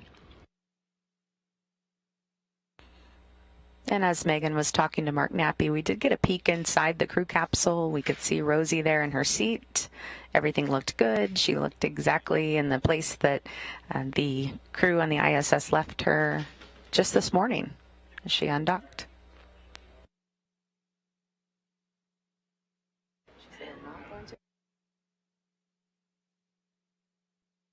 We're hoping that in the next few minutes we'll get to hear a little bit from astronaut Butch Wilmore, who is at the scene along with the recovery team. He, of course, expects to be in the capsule for this scene next time it comes around, so it'll be great to hear his perspective. Lots of activity still to observe as we make our way through these checklists.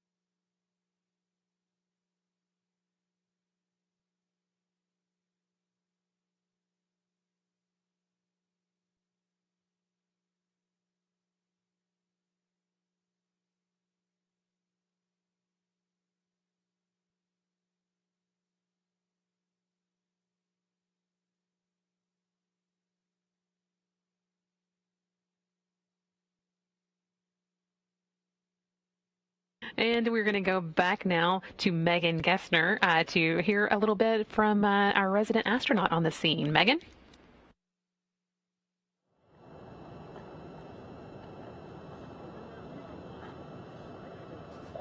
Okay, it looks like we're live, Butch. Oh, wow. So good to see you here today. I know you weren't able to make it out here for OFT-1, but today you are here in person. What are you feeling? Oh, my. I mean, we all tracked towards from the beginning, from launch all the way through the mission, and this is what we were hoping for at the end, right? I mean, a soft, safe landing, culmination of all the hard work. I mean, you've got to give a huge congratulations to the folks at Boeing, all the way from Mark Dabney, all the way down, everybody that's worked the program, gone through some difficult situations, and now to culminate in this after a wonderfully successful mission. I mean, you couldn't ask for more. Absolutely. Definitely takes a big team effort to have all this happen. You know, now as a casual observer, you know, I see one thing when I see a spaceship coming down.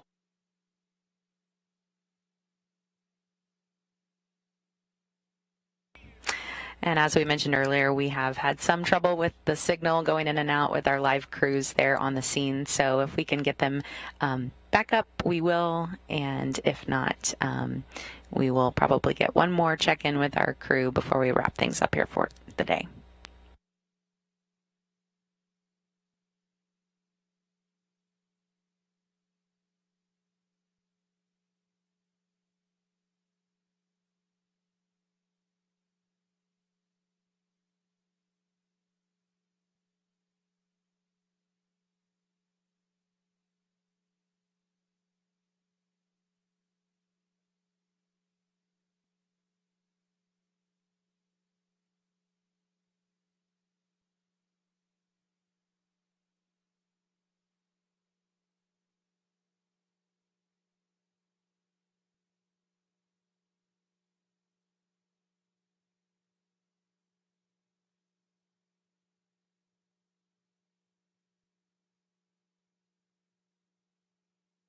And you are seeing live pictures of our crews that are performing many of the closeout procedures and landing procedures that we've been talking about, making their way through that crew capsule after a 4:49 Mountain Time landing this afternoon, 5:49 Central.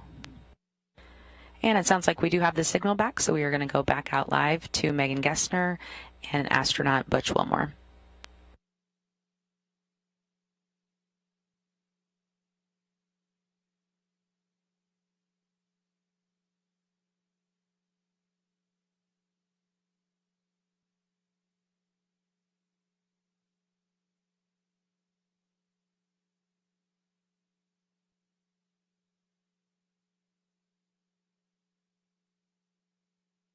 Sounds like we are not going to get Megan and Butch back, but we're going to hang with this view a little while longer, see if we can get another update from the team out there.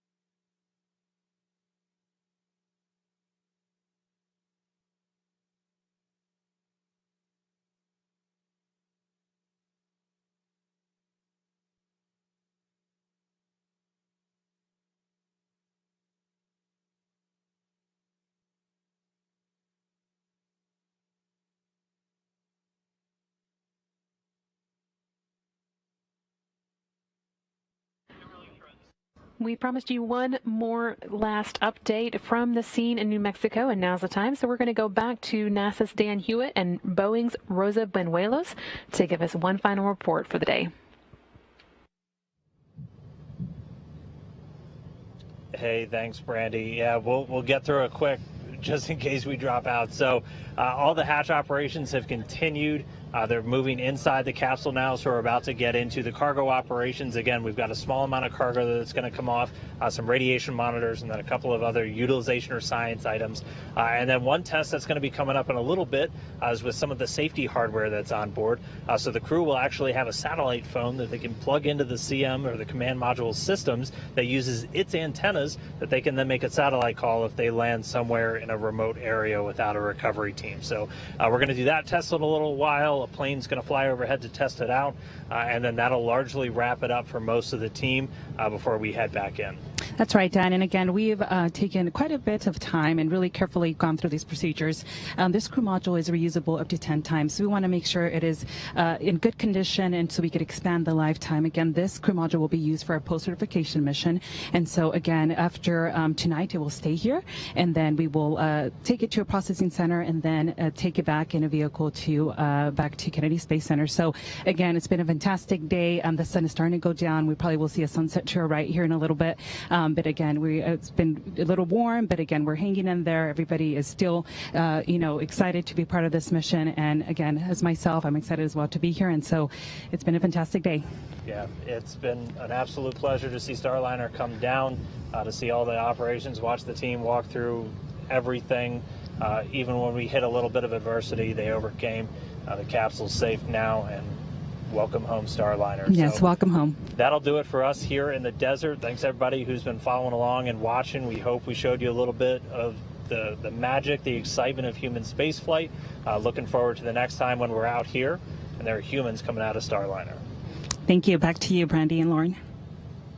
Thank you so much to our entire team out there, and thank you, of course, to our partners at NASA as well as our partners at ULA for that safe launch. Just a few days ago, it has been a big day for human spaceflight, and it has just been a wonderful journey to watch Starliner launch from the Space Coast and rendezvous, then dock with the International Space Station, and then make that beautiful landing today, just a little while ago in the desert of White Sands, New Mexico. Just like they said, we cannot wait to see astronauts on board next time. Absolutely. Thank you so much for joining. Thank you so much for joining us for both today's coverage and the entire mission, but you are going to want to stick around just a little bit longer. We do have coming up for you at 8 p.m. Central Time the post-landing news conference, where we'll have NASA and Boeing officials give you one final look at the Orbital Flight Test 2 mission. Again, that's going to be coming up at 8 p.m. Central Time here on NASA TV. But with that, we are going to wrap up our coverage for today. So thanks again, and this is Mission Control Houston. Good night, everybody.